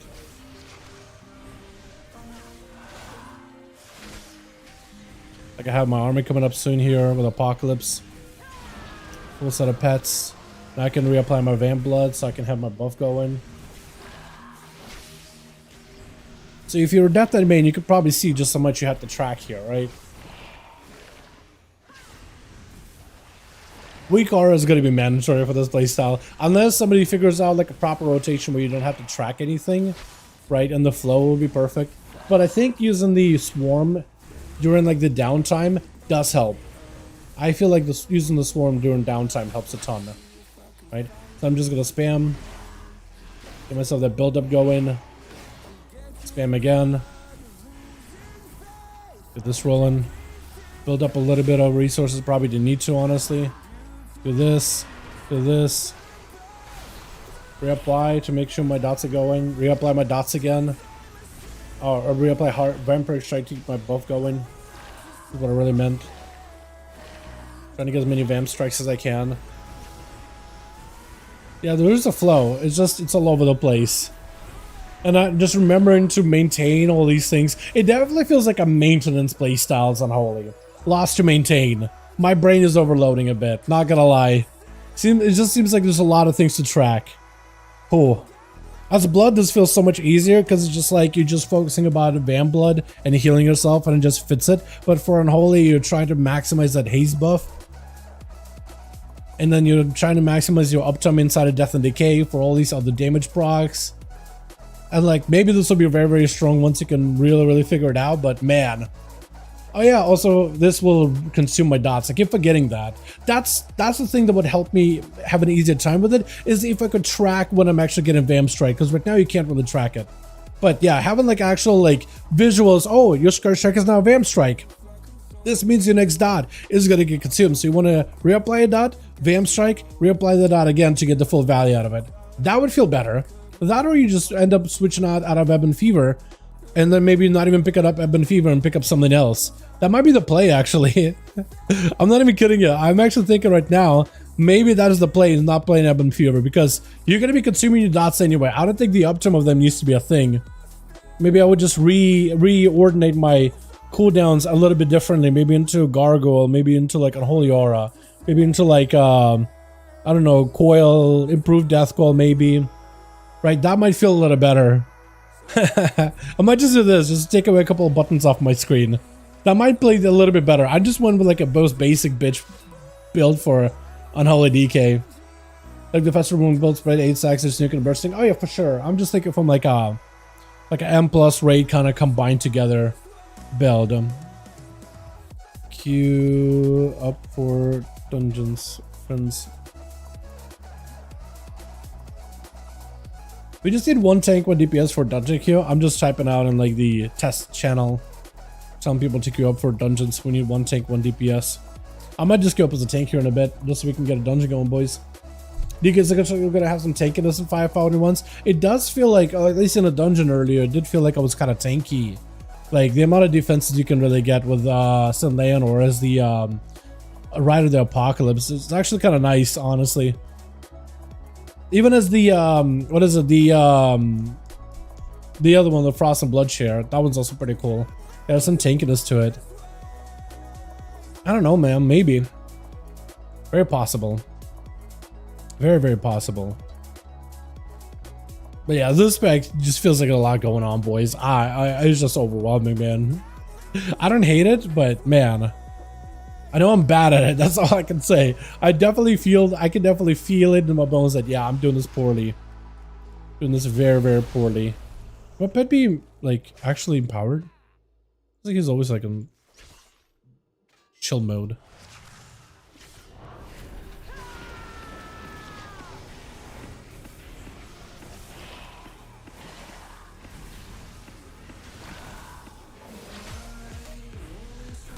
I have so many death goals to spam. I almost feel like it would be kind of nice if Vamp Blood would automatically guess a death goal for you too.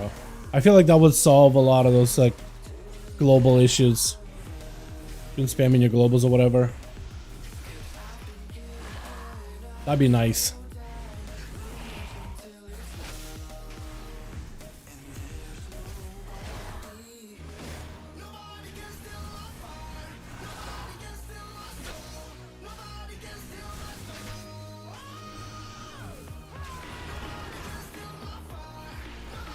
Okay, so I did get a Van Blood there at some point, and I did end up consuming my dot. But you gotta be better at tracking. A lot better at tracking. Actually, I do wonder if, like, whenever you have this mode going, is it more viable just to spam out Van Blood as much as possible? Just to extend the duration of your stuff into, like, eternity. Okay, well, that's a long-term dot. That is a very long dot. Very long dot. What happens if I consume it?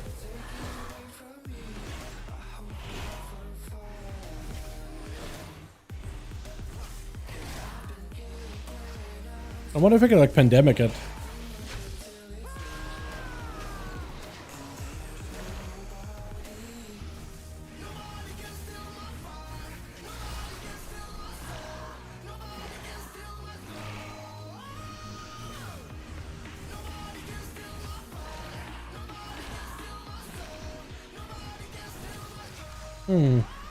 I think you'll probably want to do some reapplication of diseases from time to time.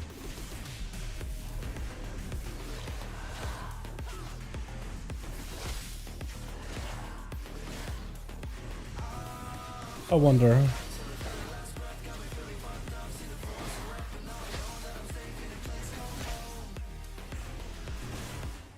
Oh, I did consume addons just now.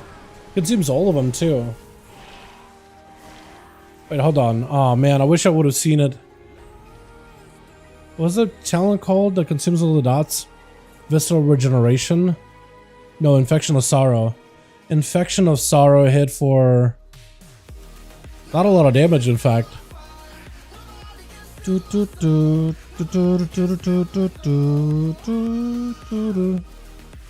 it supposed to take like whatever's left over my dots? And deal to 100% of remaining damage. I guess it just didn't have a lot of remaining damage. It will be a lot easier to track if I just knew when Blood Strike is coming back up off cooldown, or when it's available. Oh, we just need 1 DPS, man. Just 1 DPS to queue up, and we can test out on Holy and Frost. Where's the damage bar add-on? It was working for people last build, but I think it doesn't work this build. I haven't seen anybody, when it comes to streams on the alpha, using a DPS tracker add-on. Like a recount damage tracker add-on. Everybody so far has been using logs to like track their damage. So I don't think any one of those work right now.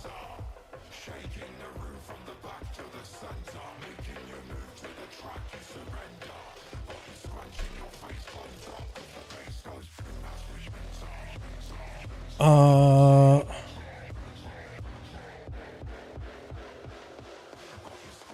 that's kind of weird. Christy Golden. No longer with Blizz. Kinda wild. That's some news. I love the festering. Yeah, I need to mess around with some of these other builds, but I don't really know. This one seems like it's a lot going on.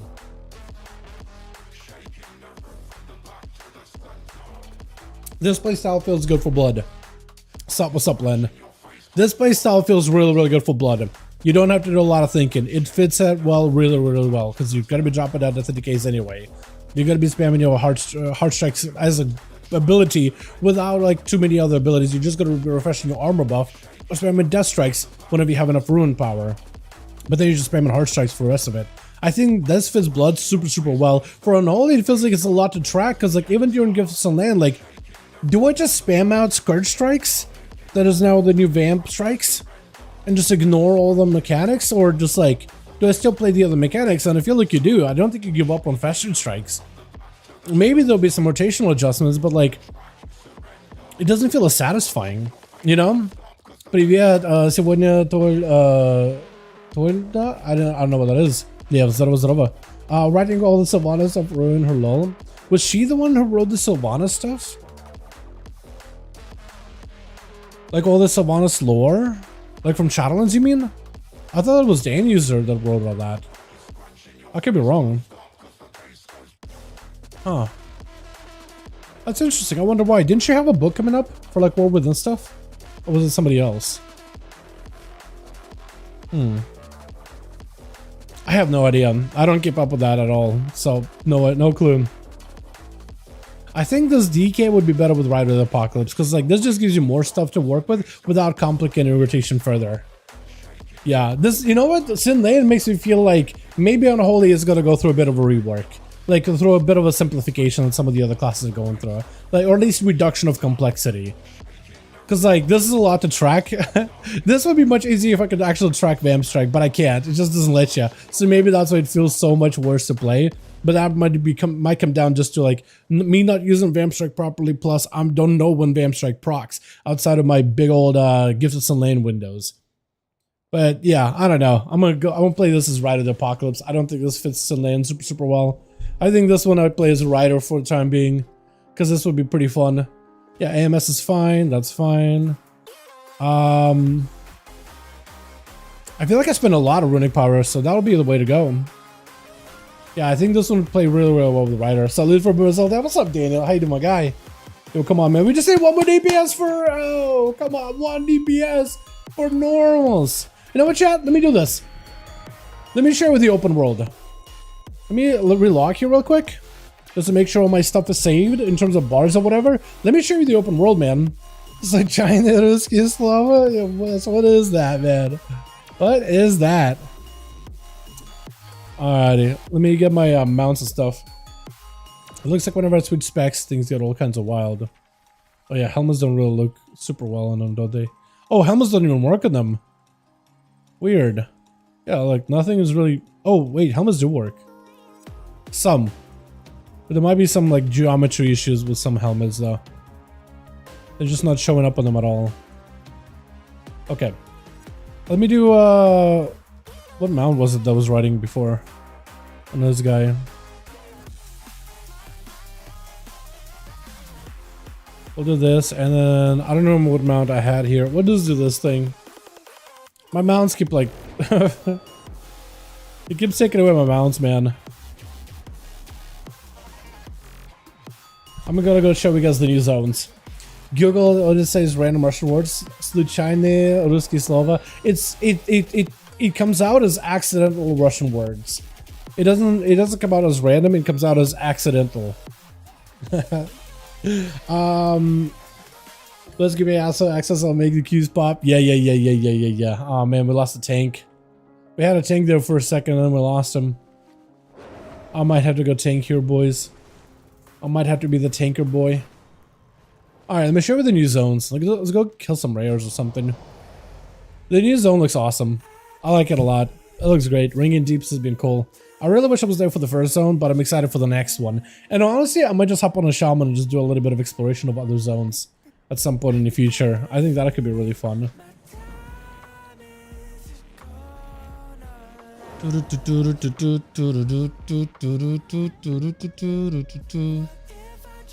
But yeah, this is Ringing Deeps. It's a fairly large zone. It's quite a lot going on here. It's very much industrial, where they go out down here for like mining expeditions.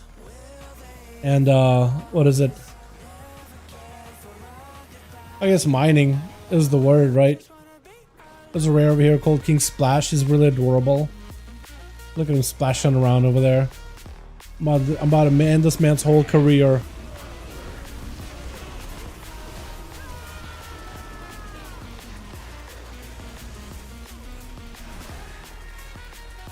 Yeah, these pets actually just truck. All of these guys truck. You just got so many pets. That's not unholy DK now. It is wild, man. It is absolutely wild. It's interesting from HC Cash. Yo, I still need to go get mine done, man. I still need to get all my trinkets and whatnot done. All my, what is it, what's it called? Tom Walkings. I'll try to see if I can finish them out tonight. But I got videos I gotta be working on. So I'm a little bit sad. Oh hey, Death Decay, I don't have to worry about the cleats now. Look at that. It just like is an add-on. He just comes in, pops out, and is gonna help you out. I got 2 of these guys coming out too. Warband item? Oh, look at that. Oh, first? No, not first. A Warbound item. I don't remember how many more I've gotten of these so far. But I'll take it. Black Tech, I'm second boss heroic. I don't know what that one is. I don't know my bosses on the gear or loot tables on them super well yet. So.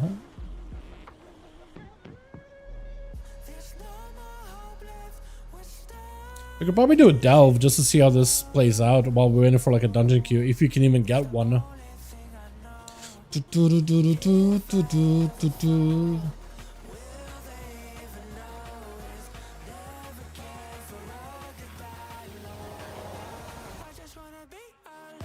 delves have actually been kind of fun, but like knowing what the delves are going to be in the future, I think that makes them even more exciting, because apparently the final delve, the 13th delve that you can find, that one is apparently going to be like a big boss rush, or not a boss rush, but like a mage tower in terms of difficulty as well as rewards. But we'll have to wait and see exactly what it's all going to entail in the future.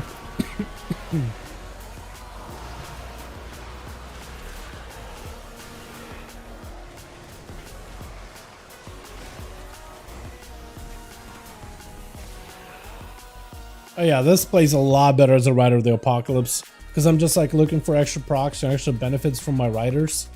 There I had the Scourge Strike. Okay, so there I can advance it with Scourge Strikes. Got it. Feels like it's going to be important for Affliction. Mastery too. I feel like all the stats are going to be pretty important, right? Depending on what kind of build you play. Like if you're playing the... Well, I guess it all depends what kind of build you play though, right? Really will depends what kind of a build you end up playing. I'm thinking of playing a Hellcaller for the most part. I think that one would be really, really fun. Hellcaller, I think, is going to be the play. And the other one is going to be really good too, but like Mastery Crit for Hellcaller is also valuable because crit damage of dots is a thing. So there's a lot of stats you can work with, honestly. It feels pretty good. It's like in general. Fatty part of Christian Soul Shard Gen? Yeah. For sure. Haste Master. Master, I think, is probably going to... we'll see which one is scalable better, right? I think that's what it really come down to, is which one of them is scaled better for the other. Even Brand is looting, man. Look at him. Even Brand out here looting.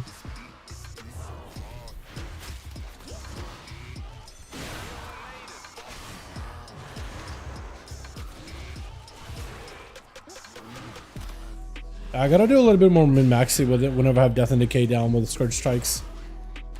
Definitely gotta. Definitely gotta.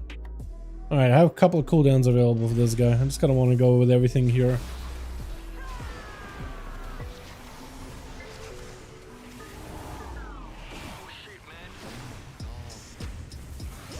Don't have a lot of the circle thing to work with for now.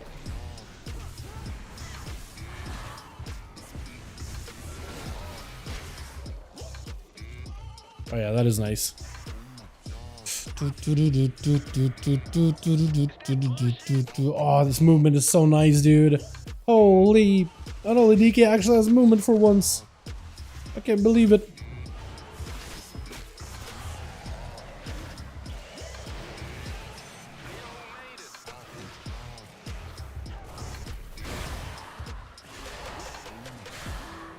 Does Han heal anymore? I don't think... Maybe? I'm not sure. Yeah, I don't think... I want to say probably not. Maybe a little? I don't think so. I don't think so. Responsible for most of the in-game cinematics, Battle for Azeroth, and many of the End of Sylvanas in-game cinematics for Shadowlands. Oh, okay. Yeah, I do wonder if maybe they're just like parting different ways, right? Maybe she's got other opportunities. Because sometimes that is the case, but who knows? Haven't really looked into the article. I know the WoW Head has an article on it, but I'll look into it in a bit here. Yeah, I feel like going for a bit more like passive talents, especially for Sinland, I think is going to make that play a little better. But Rider of the Apocalypse feels pretty good, chat. I like this a lot. I like this a lot. I really do wish for Sinland there was more ways for me to like passively use Death Coil while I Vam Strike, or maybe like passive Festering Wounds applications that I can maybe collect over time. You know, something along those lines. I think that'd be really cool.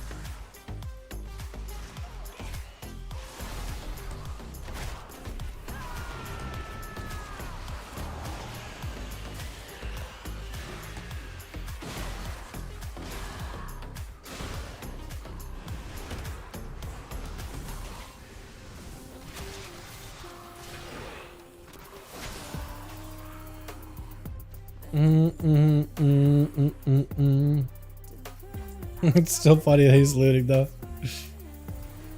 This gives you gold. Empower meeting stone. Wonder what that does. Seen a couple of those here and there.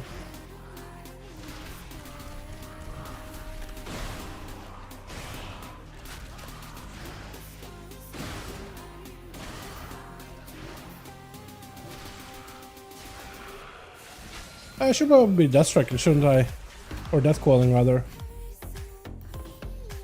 Unholy isn't allowed to have more demons than demonology. You only got 4, man. You only got 4 extra riders with you. I don't think it's going to be like a crazy wacky number or anything. I think 4 extra pets that follow you is fine. I think it'll be fine. You know? And I'm going to just chill until my cooldowns are up so I can fight Waxface fully. Send everything at this man. Send him to the underground. Send him to the Shadowlands itself. Man. Yeah. Hope we make a season 3, season 4 set for Unholy. Like a talent? Oh yeah. I don't know. I do hope that some of the Dragonflight's seasonal sets do become like sets that you'll be able to. Mograine? I'm trying to be the tank here, man. Can you not? Yeah, let me drag him over, Mograine, please. I know you want to tank him, but come on. I swear there's probably some of the Shadowlands AI on him, man. Probably some of that Shadowlands AI still, where he wants to like tank stuff. I would be surprised. They got a delve level up, which is kind of nice. Those I think are gonna be just like buffing up Bran or whatever. I can only do so much in the alpha so far, but yeah. I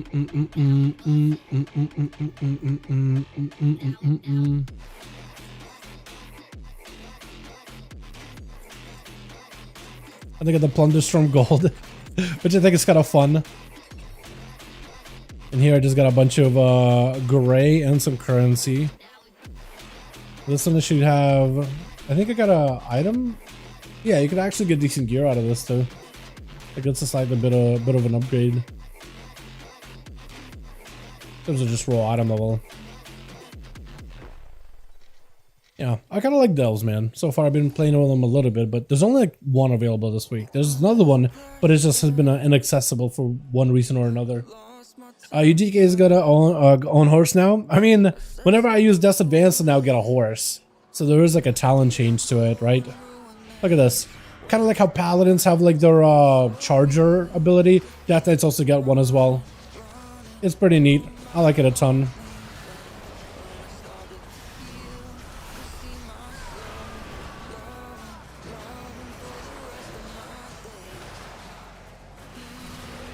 It's kind of nice.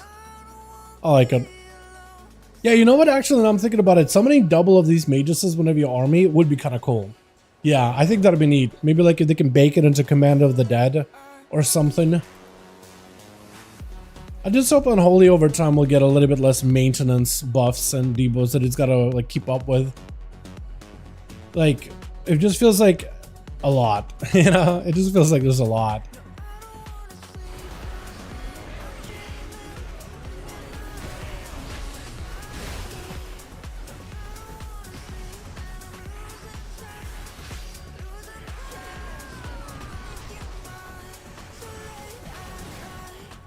Yeah, these riders do a lot of damage, man.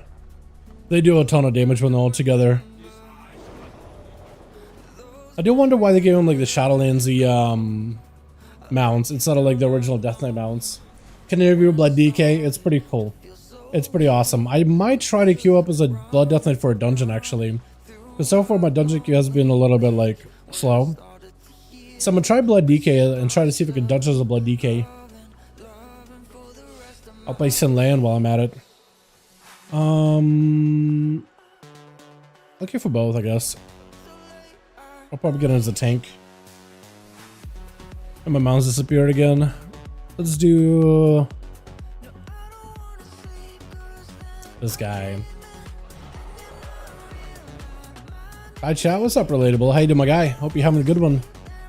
I'm gonna check in with the other delves, see if it's functional now, if it's still scuffed. Because I would love to show you guys at least one dungeon. There's one with kobolds and lanterns and candles. It's awesome. I like that place. Yeah, so normally you would walk up and ask you if you want to enter a delve, but this one isn't working. So this one just might be like more of an endgame delve or just not finished yet. We have like 2. They don't really have like anything here yet, but they should have like some kind of like a tab later down the line as like its own like instance.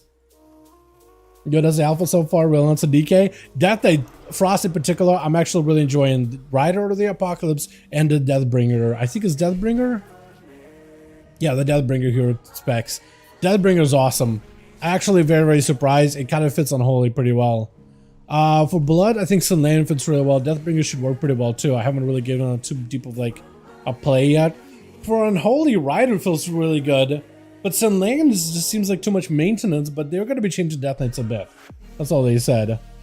Playing the alpha without us? Yeah, a little bit, yeah. A little bit. Might have gotten some footage here and there. You never know, right? Maybe, possibly, potentially. You know how it is. Boys got to be doing stuff, you know what I mean? Can I, like, get him aggroed? I'm gonna die.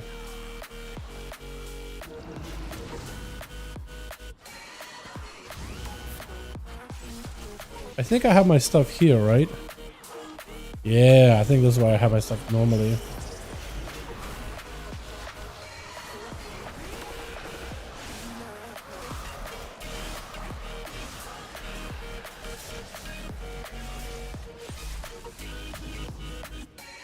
Was it doing vamp strikes there? I'm not sure if that worked properly, actually. Trying to see if I can get my vamp strikes again.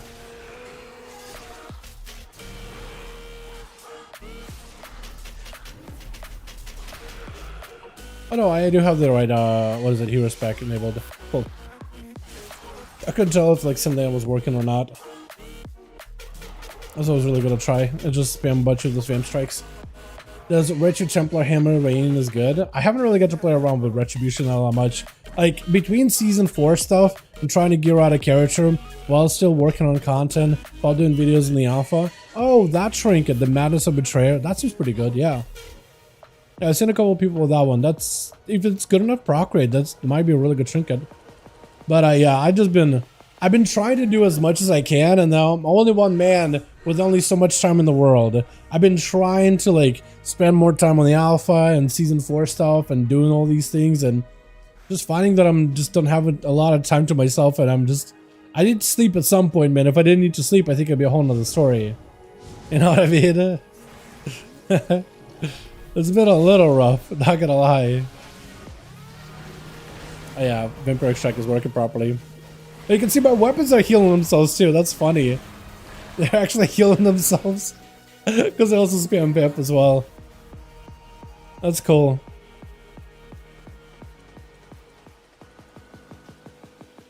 Oh, they even added lore why like kobolds are so like big on candles. By the way, like it's part of the dungeon, but it's pretty neat.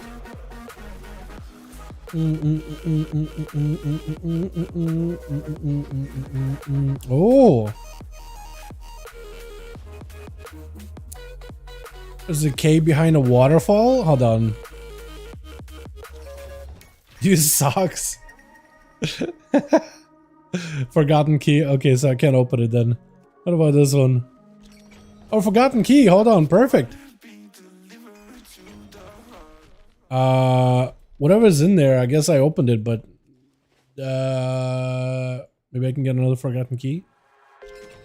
Didn't look like it worked. Dot bomb. Another bomb. Bomb debris. That's kind of cool. Neat. I didn't know this was back here. Saw a treasure on the map, decided to go exploring. That's kind of cool. Class tuning for SOD, man. I wonder if they'll do some retail class tuning, man. That'd be nice. I'd make a DK if they didn't always screw them. It's been a rule of bad PvP. I mean, I don't know, man. We'll see, right? We'll see. I feel like for PvE, DKs are looking kind of nuts, honestly. I'm actually very excited about Death Knights for PvE. But we'll see. We'll see what they do with them. You know? I give it time. It's still alpha.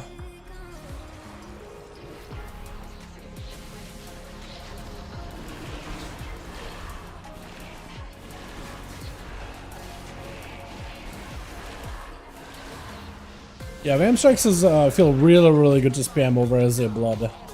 Really good. This is really nice. Just the spam factor of it.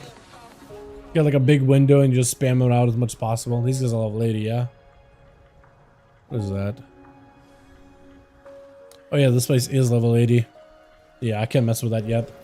In the PvP video, Dal makes, what? In the PvP video, Dal makes... There's always one cracked DK. You're talking about Chills. Chills did hit me up. He said he's working Saturdays recently, but he's cooking. He's cooking something. He's gonna come back in a big way. So I'm excited, man. I'm excited. Oh, look, the entire map here. I just got out of so far out of this area. You can see the entire map for a second. There we go. You can see the entire thing. So we're gonna have Khazalgar. We're gonna have Hollowfall, which is all under. That's kind of cool. Yeah, this is more or less the space that we'll be working with. I will say this zone is a little smaller than I thought it would be. But I wish it was there for Khazalgar. Apparently it was pretty massive. I'm excited for Hollowfall, man. Hollowfall is going to be awesome. And then Ashkahet. That's going to be pretty cool too. But did ever they want to make these zones like super spacious? I'm pretty sure this is where the world boss is going to be, by the way. Whatever they do for a world boss. I think they have one already. Not for Dragon Isles. War Within. This guy. That's probably where he's gonna be. Oh, to the Broken Mountain. I mean, this looks like a nice spot to have a world boss in, right? This is probably where he's gonna spawn in on. Right here. At least the first world boss until they add some later down the line. Made this 21k Mamara PG Blitz for some reason? Yo, yeah, apparently Mamaras haven't been reset. Oh, also, this is a fast travel point to go back up top. So if you go in here and you click the elevator lever, takes you up top. And then you're going to be in Khazalgar for like 2 seconds until it says, uh-oh, you're not supposed to be here, and then kicks you out. Because we're not supposed to test this place. We're supposed to test the Ring of Deeps. First zone of the X-Pack? No, I think a second zone. That should be leveling through. It's the Khazalgar, then it's going to be Ring and Deeps, then it's going to be the Hollowfall, and then it's going to be Ashkahet. So this is the second zone. First zone was tested in like the last weeks, but I wasn't there for that build. But if you want to see Isle of Dorn for like 2 seconds, this is it until they send you back because they're like, it's too dangerous, get out of there. Turn hockey to soccer, whatever it is. Is that what's happening? NHL? I don't keep up with NHL at all, man. Throw falls, try to get a penalty? Really?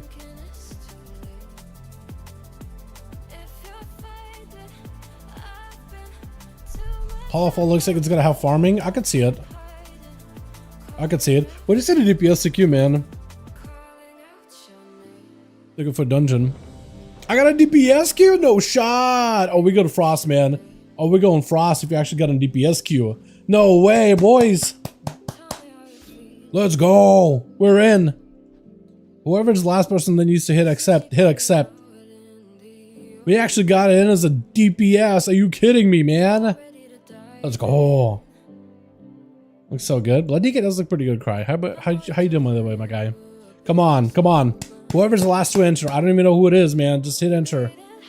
Hit enter. I want to play DPS. If I can play Frost with a shatter thing. Oh, boys. Oh, come on, man. Someone declined. Is it going to make me tank now? Am I going to have to tank now? I'm excited to see what you're talking about, Frost DK, dude. Me too. Me too. I'm excited also. If we can get a tank, because I queued as a tank and DPS, but if somebody could just queue as a tank, that'd be great. The Wretched Palom? Well, I can only check out one class at a time, Justice. I can't look at all of them at once, right? Why don't I play Druid then? Why don't you want to play Druid instead? Huh? Hope it's gonna be well too, Tim. They're pretty good. They're pretty good. The fact that I'm an alpha is just a miracle. So I'm enjoying it. I'm trying to maximize everything out of it. I still gotta do some season 3 stuff today, season 4 stuff today. I need to grind out more dungeons, man. And I'm just lack of sleep. I'm just a sleepy boy. Permanently sleepy, man. Can never get enough sleep. Between season 4 and its alpha. Yes, boys, DPS. Come on, tank. Come on, healer. Queue up. Get in there, bud. Get in there. Whatever talents need to finalize, you can do them once we're in the dungeon. Go. Go, go, go, go, go, go, tank, go. Yes. Oh, it's a good one. I like this dungeon. There's 2 right now. This is not the candle one, but it's a good one. I'm going to start out with Frost and then go to Unholy, boys. We're going to do a bit of both, okay? I'm going to do a bit of both. I'm going to play Frost as the Reaper and then Unholy as the crap. Okay, hold on. This happens all the time. This is normal. This is fine. This is okay. Every time you try to get on a dungeon, you DC. Sometimes it just crashes.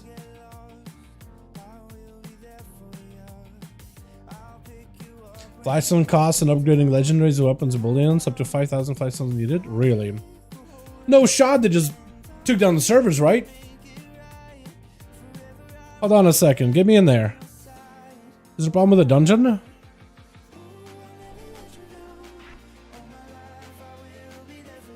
Okay, hold on.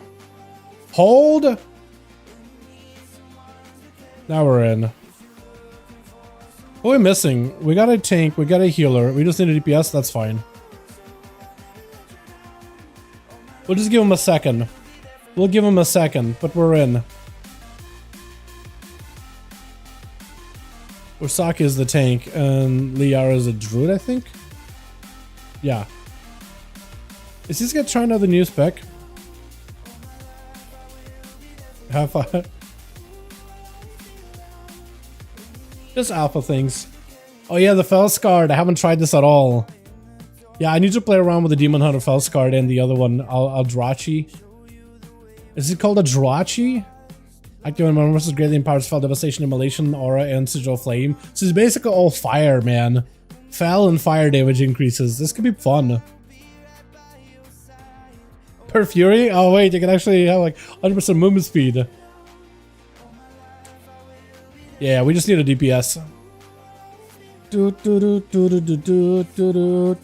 Druid and the Bear mixed with Kitty. Yeah, that's what I want to try, man. I definitely want to give that a go. This guy's playing Ruins Chosen. I do want to try that cat weaving and bear weaving. I think that'd be really fun.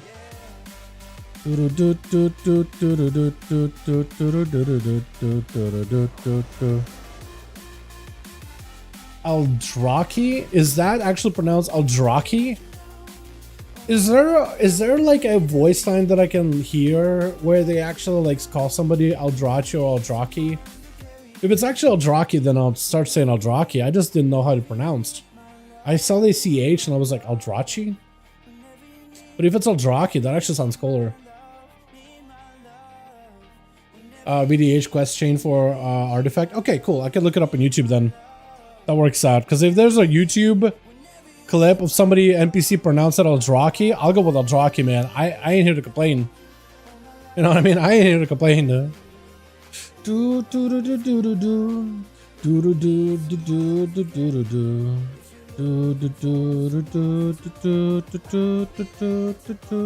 do. Oh, these things, yeah.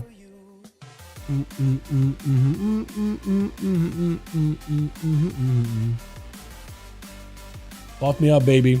Look at my health, man. I have 4 million Legion numbers. He has 5 million, 5.8 mil. Jesus. Lordy.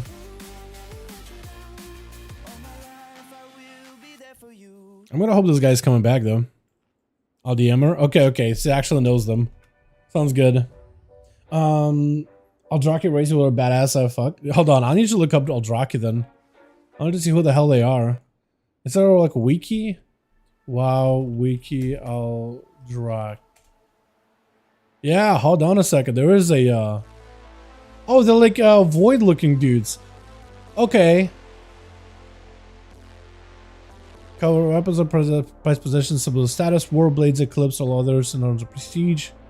Okay, yeah, I'll need to mess around with that then. Cool. Ancient race of proud, indomitable warriors are renowned for their might and incredible resilience. They were one of the few to ever stand against the Burning Legion. When Sargeras offered them a place in Legion, the Eldraki refused, slaying innumerable demons before Sargeras himself killed their greatest champion, Tolinar. Okay.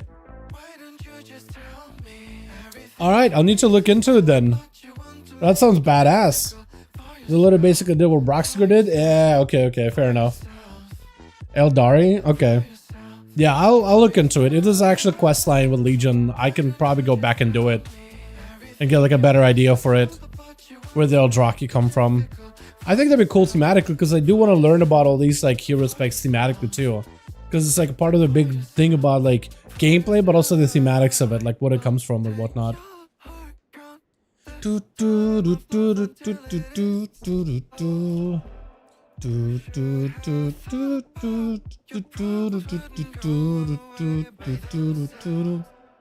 one of the artifacts, so that's what you have as a weapon. I mean, that one makes sense, right? But it just has been so long since I've done it, I just don't remember it, honestly. 40k, I feel like 40k is something I should have gotten into, but I never got into it, Wes. I like the idea behind it. I know a little about it, but like, yeah. Warblades, yeah, the artifact weapon. I guess that all makes sense. It's just like, I don't remember the quest line at all. You know what I mean? Oh, that range. Can I live this? I didn't realize it would be that far of a range. With my racial ability.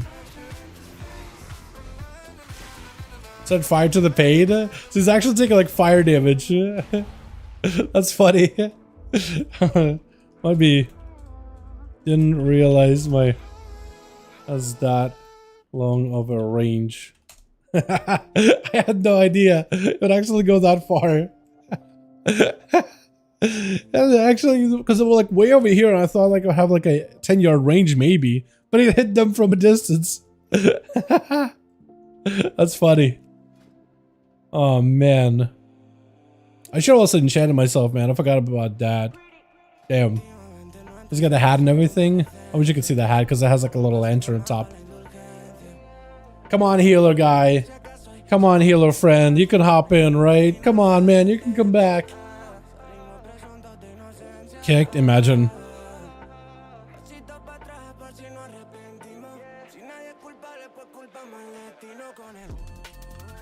So Metamorphosis grants is greatly empowers Soul Cleave and Spirit Bomb. While Demon Form is active, the first cast of each empowered ability introduces a Demon Surge and causing it to explode with foul energy, dealing fire damage to new enemies. Demon Surge deals 35% damage if it strikes a single target. When you activate meta, the cooldowns of your Sigil Flame and Foul Devastation are immediately reset. Effects of a demon form persists outside in a weakened state, increasing maximum by 5% in armor. So that's like a tank ability, but I wonder how this works for Havoc. Your blades burn with foul energy, causing Soul Cleave, Throw Glaive, auto attacks to deal additional fire damage. So it's just fire damage. Chill increase while not in demon form. Immediately greatly empowers Foul Dev, Immolation Aura, Sigil Flame. Demon Surge damage increased by 10%. I really want to mess around with this, man. I really want to mess around with this. The first cast of each empowered ability, so you could just do a bunch of Demon Surges. 5% of non-fire damage taken is instead taken as fire damage. Fire damage taken reduced by 10. All non-fire damage. Oh, so just 5% is just like a stagger then. Cool. So range increased by 2%, addition 2% while meta is active. Additional has a 2-yard increased range. Higher crit chance or Sigil Flame applies Student of Suffering to you, increasing mastery by 16. Oh, that's a lot of mastery. That's just a huge chunk of mastery. 16%? That seems like a pretty strong buff. Is Rider of the Apocalypse not good for Frost? It is. It is good. I just want to mess around with the this one because the Reaper with Frost seems really fun. There's some cool interactions. Rider is good for both Unholy and Frost. This one just is really fun with Frost and some of the interactions you can do. There's some really cool stuff here specifically. Yeah, I just want to mess around with all of them just to get a feel for all hero specs. I was going to do Frost as Deathbringer and then do a couple of bosses as Unholy as Rider so I can get a feel for either one of them. You know what I mean?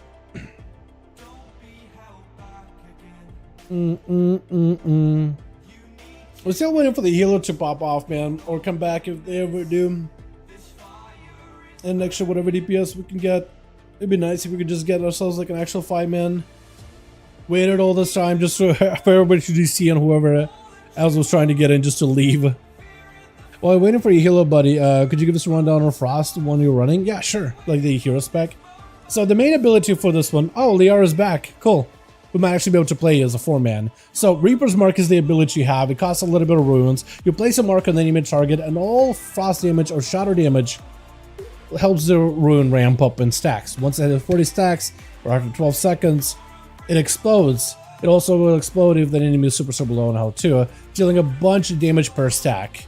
And the way that the rune also does, well, this rune does a couple of things. Like every time you apply it, you have these waves of souls that spread out doing cleave damage. And when you attack an enemy and mark them with that rune, their soul also gets ripped out, flying in a random direction, also cleaving everybody else. There's a couple of cleave elements there too. Your Frost Fever has the chance to deal more Shadow Frost damage. Shadow Frost damage applies more stacks so you can ramp it up quicker. Rhyme does Shadow Frost damage too, so Shadow Frost damage abilities also hit a little harder. A Reaper's Mark Explosion also deals 30% increased damage based on target's missing health, so it has an execute mechanic.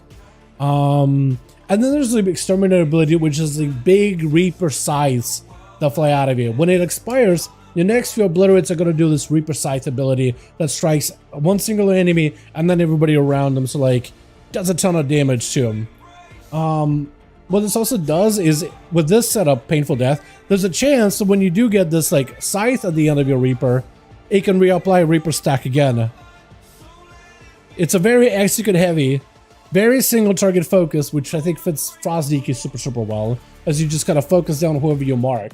And it is this explosion. It's not a huge like gameplay changer, but I think it fits into that Frost DK archetype and playstyle pretty well. Because you're very like singularly focused on targets as a Frost DK in most cases. Like I'm just gonna kind of focus on obliterate. This guy's gonna get super low. That rune has been spread, so now I kind of want to spread it to somebody else now. And I kind of just want to maintain the runes as best as I can whenever I mark an enemy with them. Let's try to see if I can reapply it again. Didn't get to reapply, but it's okay. Still does quite a bit of damage either way. Yeah, so you basically just kind of want to keep trying to see if you can chain reapply the runes. Or you can go for like shorter cooldown of the runes so you can use it more often. But for the most part, it doesn't like really play. It doesn't really change your rotation in a crazy way. I'm kind of hoping 20 seconds go by so I can reapply it on the boss. But you can chain it on an enemy, and we were able to get 4 rune resets on a train dummy in Valdraken. So it was kind of neat. I loved it. I had a lot of fun with it. We'll see if I can do it here with that now. I'm just gonna kind of wait up. I'm gonna use my rune here in a second. Rune is out. Try to see if I can ramp it. You can see the rune is above their health bar. Try to see if I can set it up. Trying to ramp it up as best as I can, as fast as I can. And now I got myself a Frost Strike. Hopefully I get the reapplication. Didn't reapply it. That's unfortunate. Yeah, sometimes you can get it to reapply a bunch of times. A couple of times over. That time didn't work out though. Looks like I got a line, so you just want to, I think, position for it away from everybody. Volatile Sparks. I think, do those do just constant damage? I might have to aim his thing into the sparks, yeah. With that line. That's what we may have to do.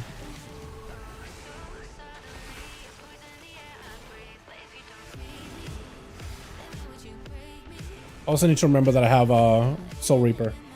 I'd be using that a lot more regularly. Half a bill with a Soul Reaper proc.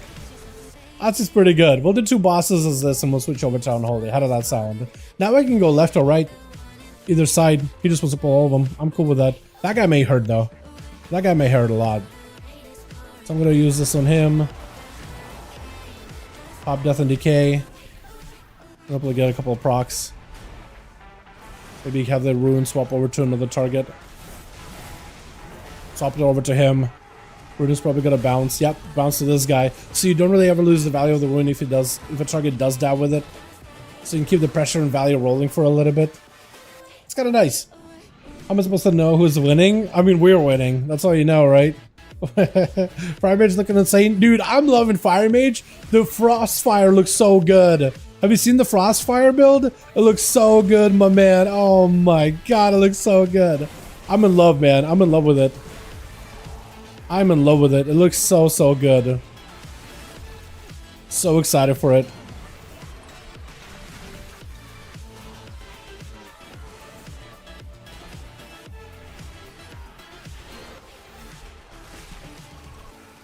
Oh, you know what I should be running for AoE?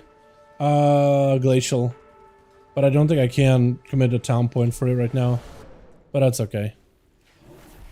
Just gonna try to see if we can get a setup on this man. We're mostly single target of this thing, which is like not too much of a AoE loss. I'm mostly fine. Gotta make sure I have all my AoE rolling at all times. Okay, my next Obliterate is gonna do a Reaper thing, so I'm gonna hold it. Just because we have a Reaper Strike, there's a chance I could apply the dot again on whoever I hit it with. Then apply it. That's unfortunate.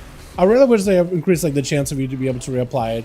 But it's just all like RNG as it stands right now. Voice Storm is gonna hurt a bit. Or maybe they reduced it. Voice Storm used to hit so hard. Maybe I always had like healers that couldn't handle it. But it used to hit really, really hard. Are we just doing boss already? Okay, I'm fine with that. So this boss is going to summon these like crystals. They got to be cleaved down. Crystals are going to create an orb. And you want to make sure to pick up one of these orbs before the boss goes into like this channel phase where he consumes these crystals and he gets a shield out of it. So you don't really need to like pick them up now. We really got to pick them up like a little after because he's going to make more crystals. We're just going to cleave him a little. Trying to see if we can maybe reapply the Reaper thing again. Didn't get the Reaper applications, man. I'm just not getting lucky with those. Now you want to pick up one of these orbs because that'll help you do more damage into the boss's like main reclaim ability. Where he's going to reclaim like a shield, and this debuff makes you do more damage into that shield. That's going to be part of like the main mechanic. He's just going to keep pulsing until he eventually kills you, or you break the shield. So it's going to be a bit of a DPS check in the like M+ scenario. I am surprised I haven't been able to get resets on my Reaper's Mark at all with those Obliterates.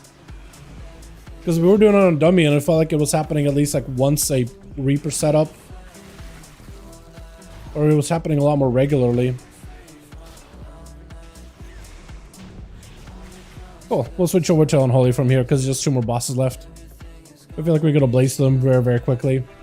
Backlit looks so sad, really? I kind of want to play with it. I need to test it out at some point. Oh, that mobility, dude. That mobility is so good. That mobility is so good. Frostfire, it's so cool, man. Phoenix is awesome, but Frostfire has so much instant cast. You literally don't ever have to cast as a Fire Mage, except for a one-off like Pyroblast. Just a proc your combustion. You literally zero caster mage. It's awesome. It is awesome. It's definitely worth seeing at some point, man. It is worth your time and energy. Trust me when I say that.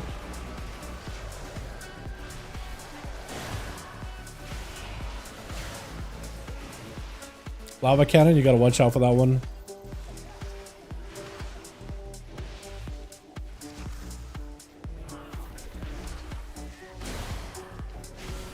Trying to see if I can maybe get a Rider of the Apocalypse. I did get somebody. Oh, Death and Decay? Hell yeah. Wait, he's actually gonna bounce around. No, I need you, Death and Decay. Morgreen, come back. That's so funny, they can just get CC'd. He just got bounced. Oh, this mobility is amazing, by the way. Oh my. Oh my god.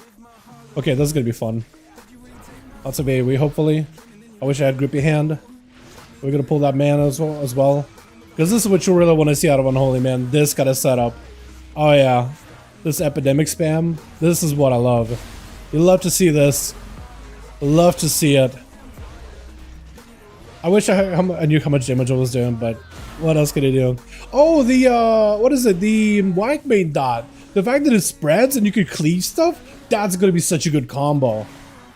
Oh my god. So basically you can summon white main, she puts a dot. Every time you Scourge Strike, you apply an extra stack of the dot, making it hit harder.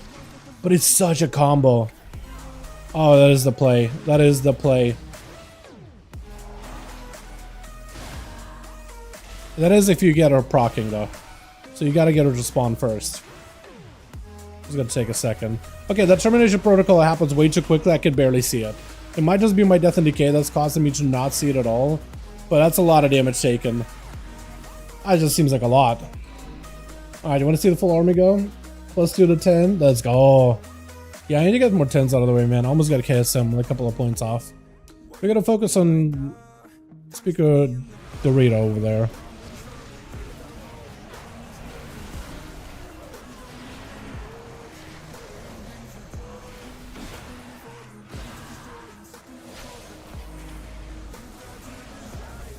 Gotta make sure we dodge the frontal.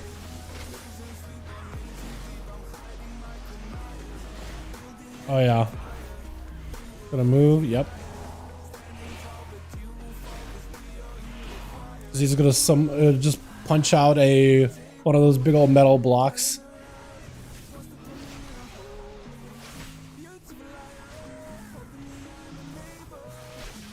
We just gotta make sure this guy gets interrupted once in a while. There we go, more grain. There we go, more grain. Give me that death and decay, more grain. I wish it would give you like a defile death and decay. Maybe challenge into it. Yeah, this one does a lot of single target damage. This one feels great. I like this. The riders are very, very passive. Wait. Oh wait, yeah, we do gotta go out here. We gotta take a card to go back. This one. Здорово, Dalaran. Здорово, Sergey. How you doing, my man? Zirke Zhukov. Здорово. Might go and fully upgrade HD track. Might as well. Right, you gotta get a lot of them anyway. It's 150 per week, so it's gonna be a lot more.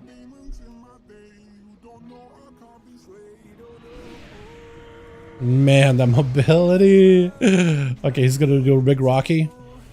Big Rock Man. These guys do charges, so they're kind of annoying in that regard.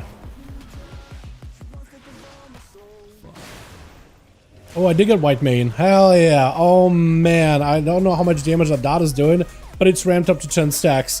Oh, wait, hold on. It actually hits really hard. That dot actually slaps. Because look, this is 12,000. That thing was doing 100k. 100k dot ticks, man. What is that? That's so good. Yeah, I wish I had more haze though. Just spam out through all my abilities way, way quicker. Did I blind them? No, you can't blind them. I tried. Limit testing on the alpha. Dude, that is awesome. That's so good. That dot actually hurts. Look. You can ramp it. I mean, there she kind of popped out a little late, but when you do get it at the right time, you can ramp it. This guy's fun, by the way, as the boss. Trying to see if we can maybe group everything. These things got to be taken down. Yeah, they hurt a lot.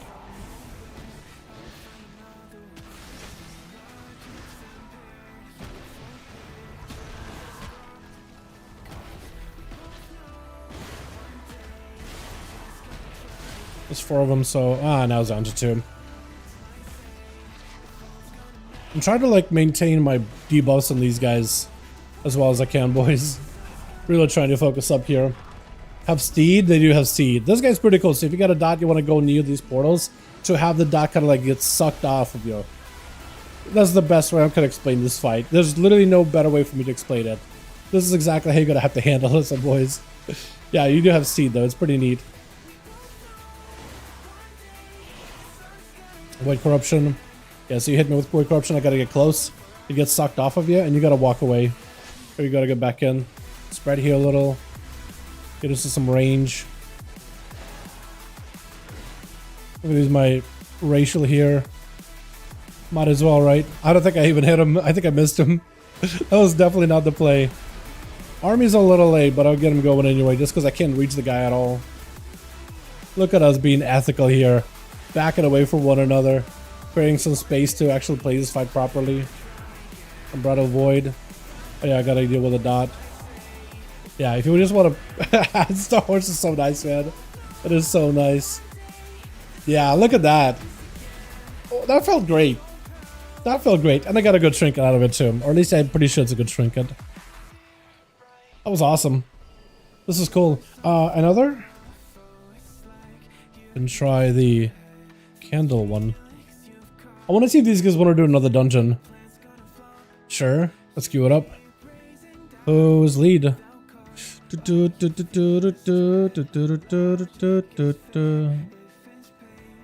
Trying to queue us up.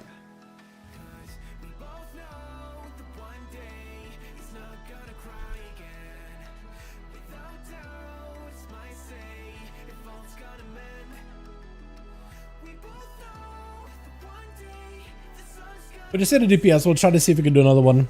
Stop saying sucked off. I mean, that is what it does, right? It like sucks out the debuff, right? Sucks it off of you. So like, am I wrong? Am I wrong? You know what I mean? Am I wrong? Okay, I think I need more haste in this build. So I wonder if I can like swap out some of my gear for a little bit more haste. I have a haste trinket. Can I do 2 haste trinkets? Oh no, I can't go that one, huh? Mastery, haste. I want to do this because it scales better in dungeons, so I get a little more haste. That's what I really need, is just haste and mastery. Haste mastery. That'll do it.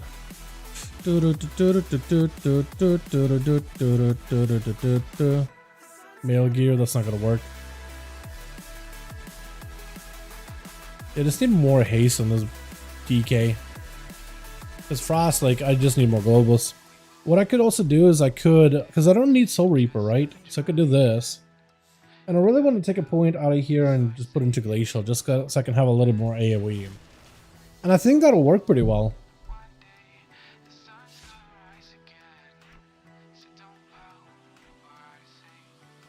I can put this here, and I can do this here. That'll work. Now the question is, do I want to play the 30-second cooldown of Reaper's Mark, or do I want to go like full-on painful death so I can get more chances to proc? I'm kind of thinking to go shorter cooldown on the boys so I can just use them more often. Because it's a minute CD, but if I'm just not getting lucky, I think just more consistency is better. People are plugging plus 15s on EU. I think it's very, very doable if you got enough gear. Yeah, like 15s that are not... I mean, it's 25s, and that's like the keys that you can play. I think that's when you start actually like playing real specs at 25s last season.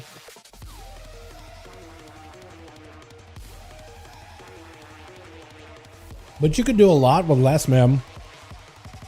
Like if you get the right comp could be huge. Hold on, Dungeon Finder. There we go. This is a banger dungeon, boys. You're gonna love this one. And we did DC, beautiful. And we got a Feral, I think. Peter Molyneux. Yeah, Pete Molyneux. Hold on. The guy who made Fable? Straight up Pete Molyneux. He just did Simple Townsend. Hello, Fable man. Hello, Fable. Peter Molyneux. Can't believe it. Okay. We're as good as we can be, boys, here. You're gonna love this one, by the way. This, okay, Ursak is gone, but hopefully you'll be back in a second. I don't believe a DK really gonna have a freaking steed and Paladin's get a useless steed. It's the same course. One is undead, one isn't. What do you mean? This is Guardian of the Grove with the trees. Makes sense. Look at Skitter. Skitter is essentially going to be helping us here.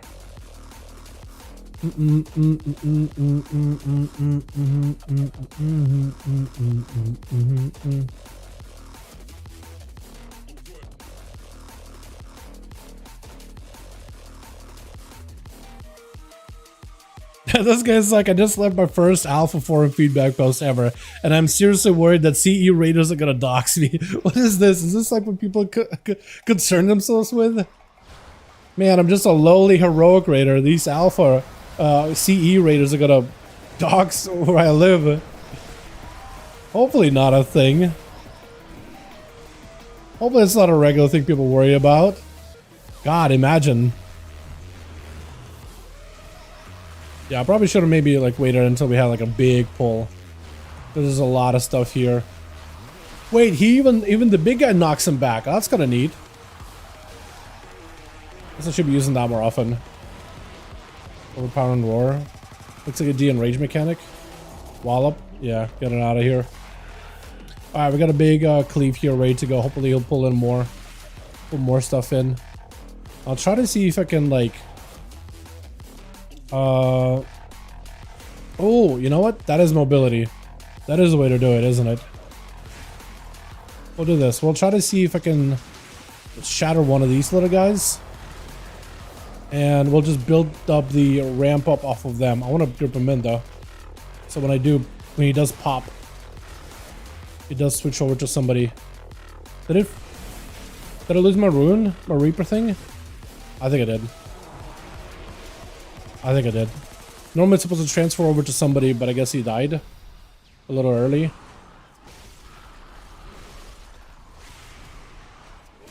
I think that was the case. I want to maximize my runes here whenever I can, but I don't know.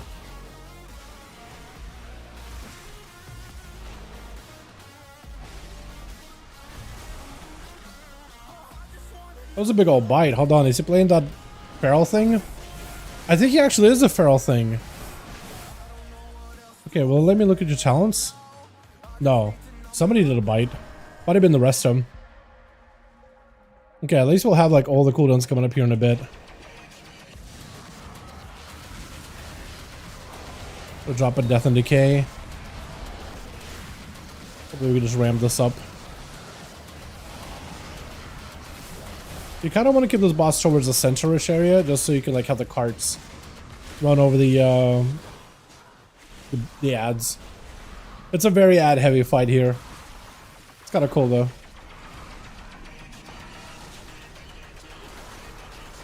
Doing a reckless charge.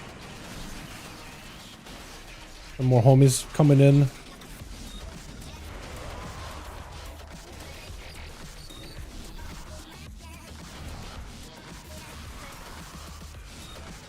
Gotta pop his proc. There we go. Oh, he gets a free Soul Reaper too. I forgot. Hell yeah. Okay. First boss down. I guess the shorter cooldown is kind of nice. I kind of want to go back to like the other talent setup to see if I can maybe like chain it again. Because I feel like whenever you can chain it, it's Pog. It's big Pog. I think what I'll do is I'll just hold on to Maroon. Just so I can like switch it. And try doing the whole 1 minute CD, but I can refresh it and just hope I refresh it here and there. And hopefully this guy groups up everything.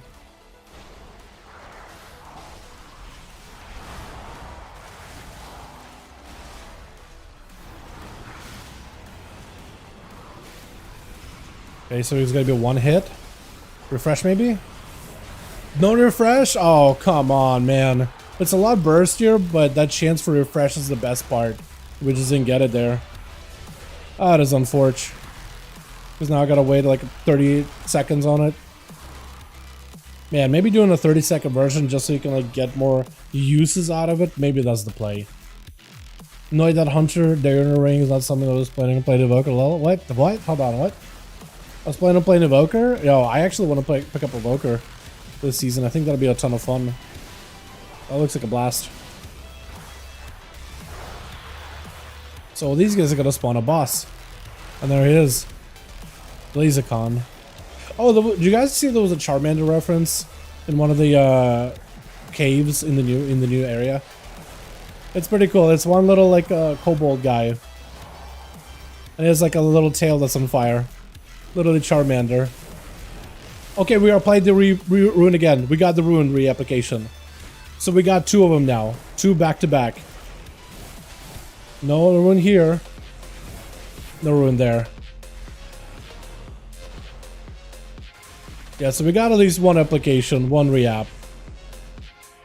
But I don't really know. I think that shorter cooldown might be the play, man. Do I gotta move? I'll probably have to move, don't I? Okay. We go to the other one. We go back to Unholy.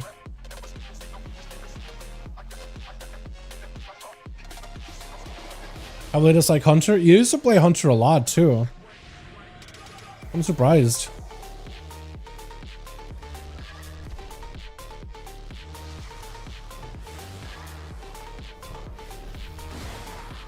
Oh yeah, I gotta group them all up.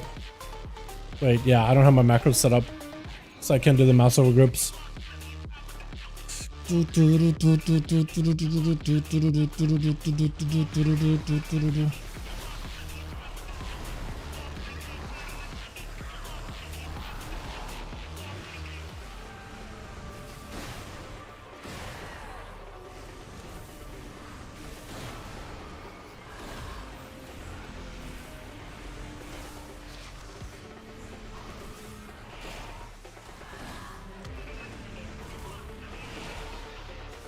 Yeah, oh, what is that huge crit there? 180 from what, a dot? That seemed like a lot. I think it was a 180 from a dot, boys. Just there. That was wild. Wait, hold on, army. Drop a death in decay too.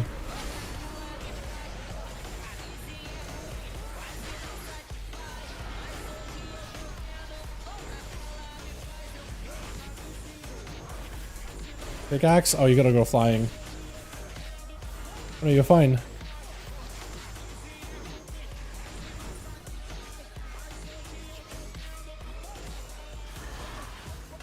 Maybe I wasn't supposed to do that. Yeah, I don't think I was supposed to do that actually. Or maybe I was? Maybe I was actually. Maybe you're supposed to take down your own wax figures. Alright, you guys ready for the fun part? It's like really, really gimmicky. But it's gonna get pretty gimmicky from here. It's a light mechanic. You gotta hang out by the candle. And there's darkness you gotta fight against. This is why the kobolds are so big on candles. This is the reason why they hoard them. And you gotta run out, grab candles, and come back. Look at the mobility. Oh my god, the mobility of this spec! I just went and grabbed the candle from like a mile away and it came back just in time for dinner. What the hell? Unholy DK, man. Oh my god. Holy, dude. Holy. Hold on, we got another one. I can do it, I can do it. Hold on, where's the candle?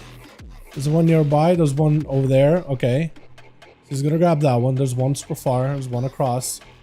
We do want to grab him at some point.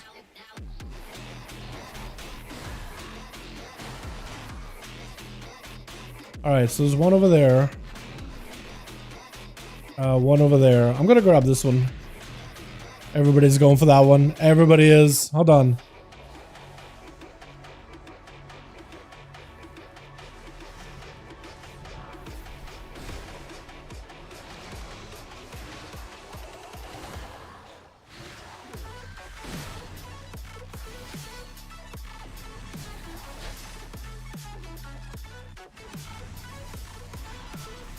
Boss roll call Bezicon? Yeah. Yeah, it was. One over there, and there's one far away. That should be enough. This one is going to be definitely like a big, like, hey, move quick. So you can get in and get out. I'm going to BF it just because I'm going to take a damage to the face.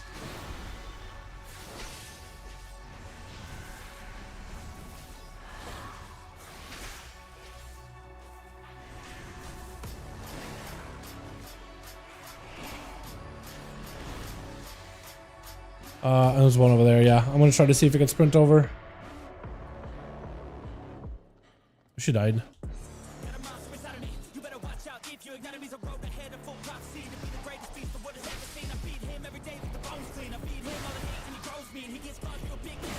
Oh yeah, they just drain light. We gotta stop them. Oh, this isn't shortable. But I guess it isn't.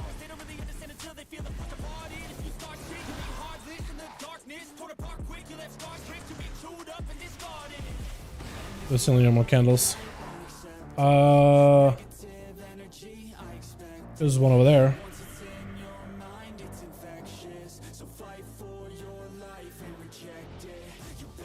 Or I could do this too. Hold on.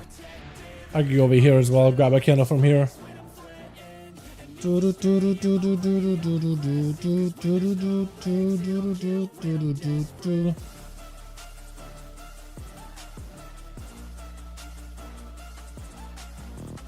What is he? Yeah, cutting edge. Mythic. And here you go, and Skitter from early in the dungeon comes in. Does a grab a dynamite. And now you get to do this ride in the darkness. This is what the kobolds are afraid of. So you get like a little on-rail experience. A little on-rail experience with a cart. And you gotta throw a dynamite to slow this thing down. Otherwise it, like, I think start actually killing the cart. You just end up running through all the darkness. It's really cheesy. It's really cheesy.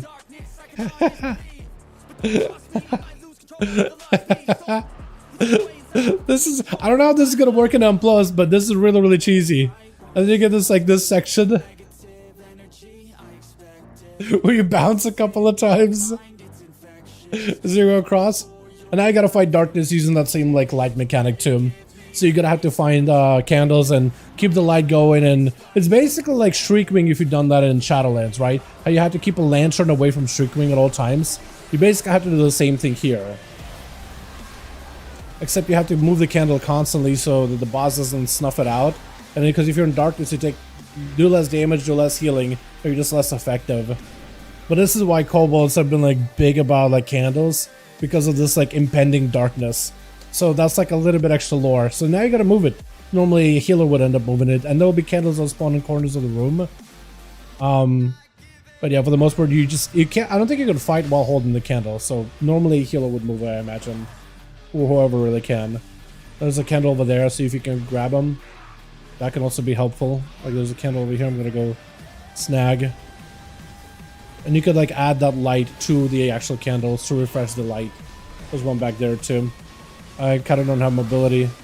There you go. He's doing this like slash. He's gonna hit the candle with it. You want to make sure to move the candle for it.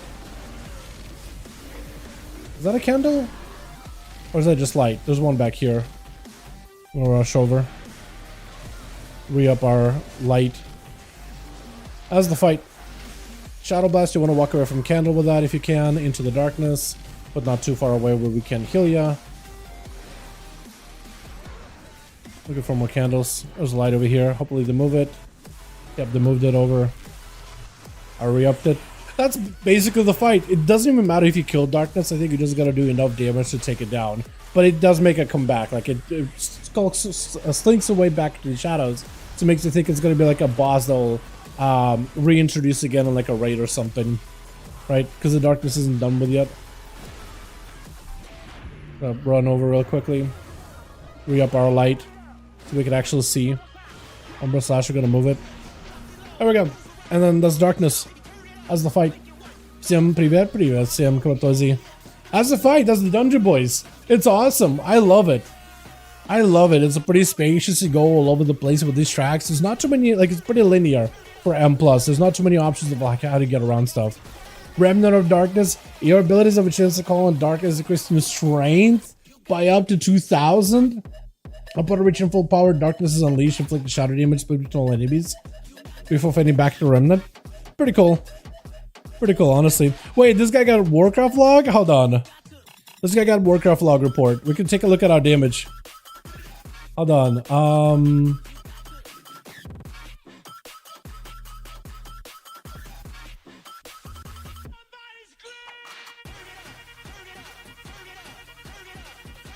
I want to try to see if we can type it in.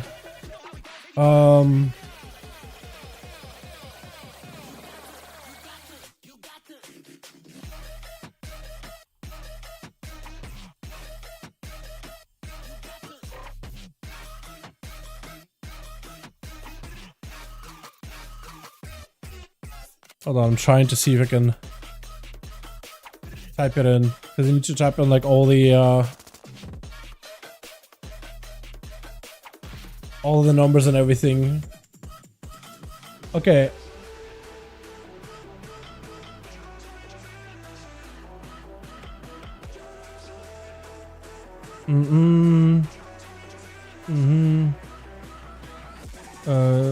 PCKRA. PCKRA.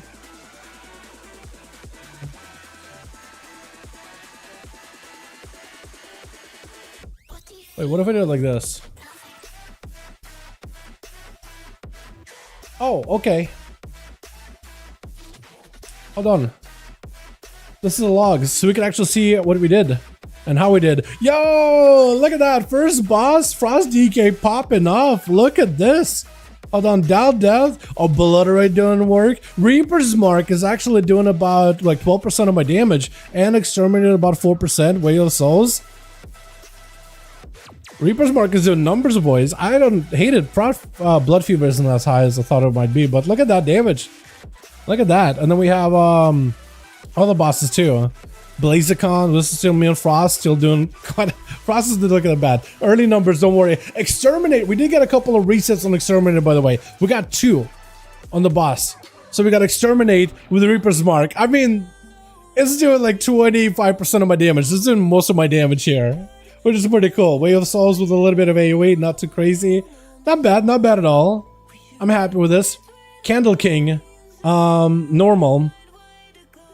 Yeah, Candle King.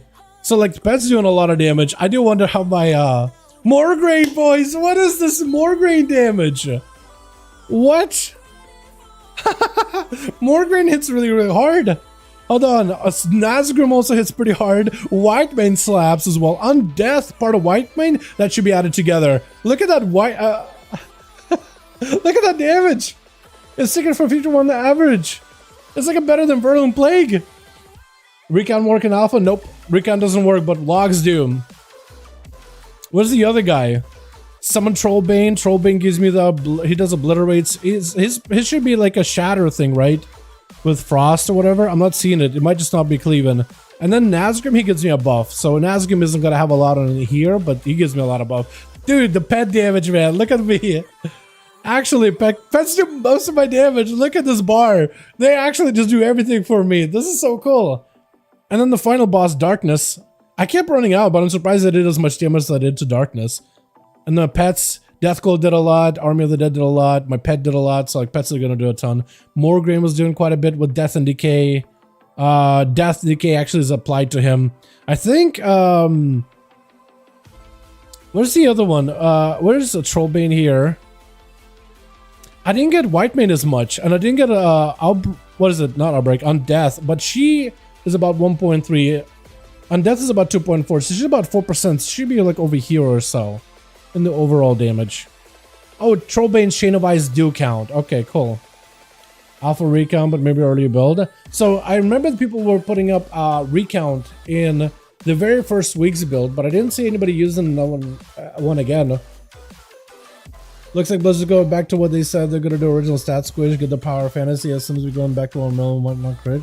Screw that. Wait, what? As soon as we'll be doing 1 million on a white non-crit, like a white hit. I don't know if we'll be doing that much damage on a non-hit. Like, this is not the expansion they're going to be doing. I mean, we're doing like 200. Like, yeah, some expansions they do squishes and others that don't do squishes in. We got to go back to some Legion numbers for a bit, and they'll probably do a squish again in Midnight. But like, our characters are growing stronger in this expansion, and I'm not completely against it, right? Like, Legion was not disliked because we did insanely big numbers. It felt silly for a bit, sure, but it wasn't like a feature that was disliked like by most of the community. People are kind of like doing giga numbers, but then we also knew that we'll eventually go back down, right? A squish is going to happen.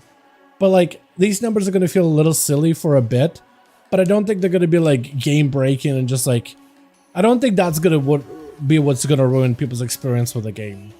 Because like, numbers are relative. You're doing percentage damage at the end of the day, right? It's just a number. It's all gonna, that number is only gonna matter depending on what other people's numbers are, right? You know, overall DPS. Have you tried Windwalker? I have not as much in detail, no. When are we doing that Legion? I'm afraid, yeah, we weren't doing a million white hit. Like, I don't know what class would have been there that was doing a white hit for a mil. Morgraine MVP. Morgraine is awesome, dude. Morgraine is the homie. Morgraine is great. Okay, they're all left. I love that this guy gave me this log so I can actually show what the numbers are looking like. I'm loving this. Ursoc, dude. Ursoc. What the hell? Moonfire? What is this Moonfire damage? This man is a bear god, dude. He's the boomkin without feathers.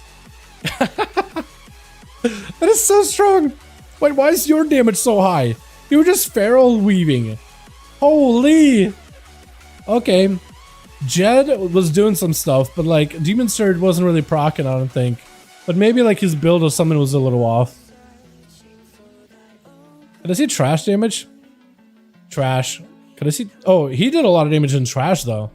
Yeah, he's messing up the trash boss damage. So that's the difference. That's the diffy. I was doing okay trash damage, but like it was him just obliterating it all. Okay. Yeah, Demon Hunter seems really good in AoE. Maybe like he didn't have a single target build or none of the cooldowns in there. Peter Molyneux, I don't even know what he did there. Starfall, I guess that is an AoE fight, isn't it? What about like Blaziken? That's a single target. Big Star Surges, Fury of Elune. So it looks like Boomy isn't changing at all. They're more or less staying the same. I assume he was playing the Elune build. I'm gonna need to save this. Oh, hell yeah. Cool, I have that. Cool, hopefully that whole log will stay. More or less. I do want to take screenshots of it though. Hold on a second. I do want to take some screenshots of it though. Just the overalls, just in case it like, in case this guy delisted or something. I don't know if he will or won't, but yeah, I just want to take a look at it, right? I just want to have it.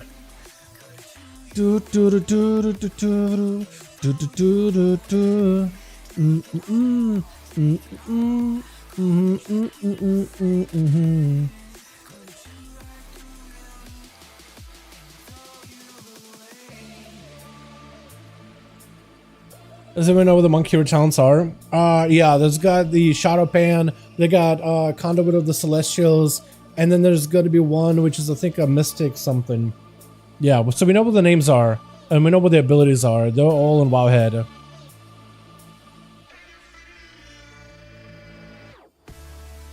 We'll also take a screenshot of this, just showcasing like the amount of damage is pet damage for Unholy, which is kind of wild.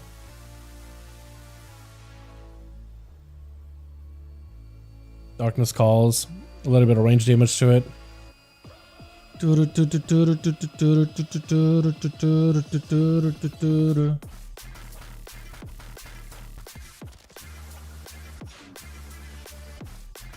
Okay, somebody's saying Q for Cobalt Dungeon, please. Yo. This guy. Alrighty. That was awesome. I wonder what's going to be good for Brewmaster. I think that Mystic Celestial one is going to be really good because it gives you like lots of defensive benefits. Yeah, I think that one is actually going to be awesome. I didn't realize Gina was just chilling out here. Gina Problem was just chilling. Maybe she'll be there for like a quest or whatever. No point in wondering now stuff is going to be changed for sure. Definitely, definitely. Have we seen resurgence of Holy Priest in Season 4? I can't say that I have been tracking them closely. No. I cannot say that I've been tracking, but it's good that they're coming back if that's the case.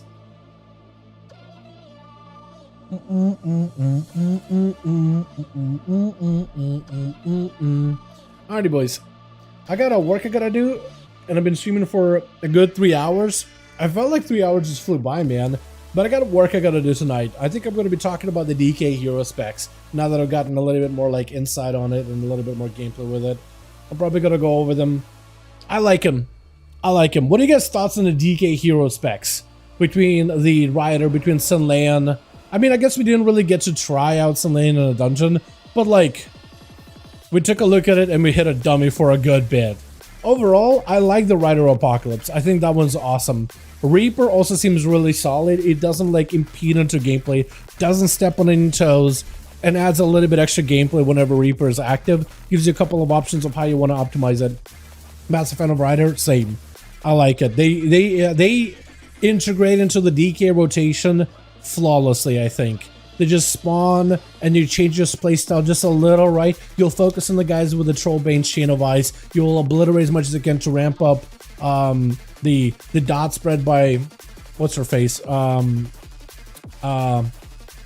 White Mane, and then you'll have a easy cleave with Morgraine.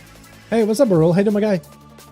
Frost is neat, but holy smokes, Rider's amazing. Yeah, I do agree with you on that. I think Rider, as Unholy in particular, I think is going to be a very, very, like, a good one. It's such a good hero spec.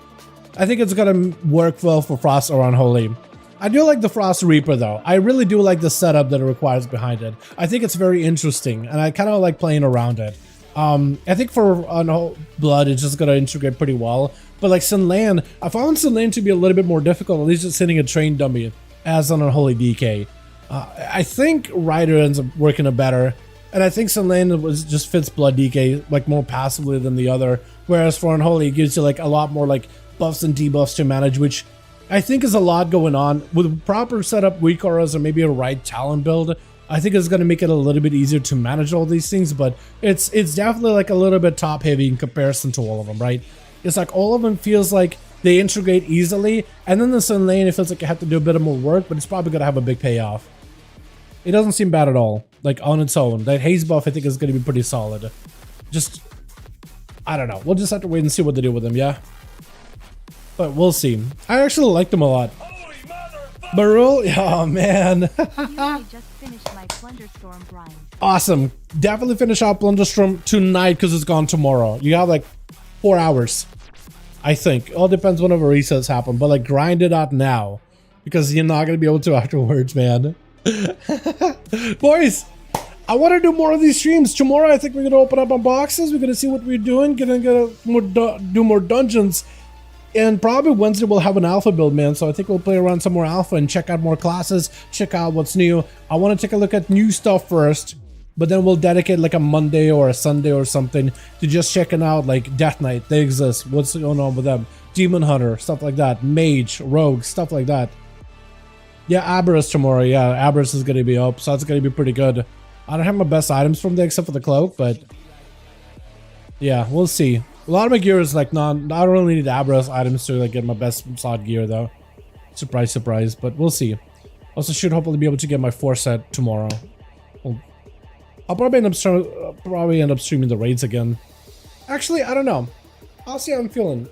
I'll see how I'm feeling about that. Wednesday for me, rip. Yeah, this is for you guys. Gonna try catching another stream. It's been great here. Take it easy. Yo, join our Discord. I post in Discord whenever we go streaming. I'll probably post in Discord. The announcement section I post whenever I go live. And I'll let you guys know if it's on the alpha stream. So if you want to just be here just for the alpha stuff, more than welcome to my man. But you know, it's going to be probably a vid of me talking about DK, what my thoughts are. I like them. Overall, I like the DK hero specs. I just think Sin Lan for Unholy felt a little bit less easy to get into, but like all of them feel really, really good. It's been awesome. Alrighty, you guys have a wonderful evening. Thanks so much for watching. I'm gonna get some food, get some work done, and hopefully grind out a couple more dungeons. Still trying to farm up a Forge Storm. Hopefully we'll get it either in the box or whatever. But yeah, thank you all. You guys are wonderful, beautiful, and I'll catch you guys all next stream. Alrighty, peace.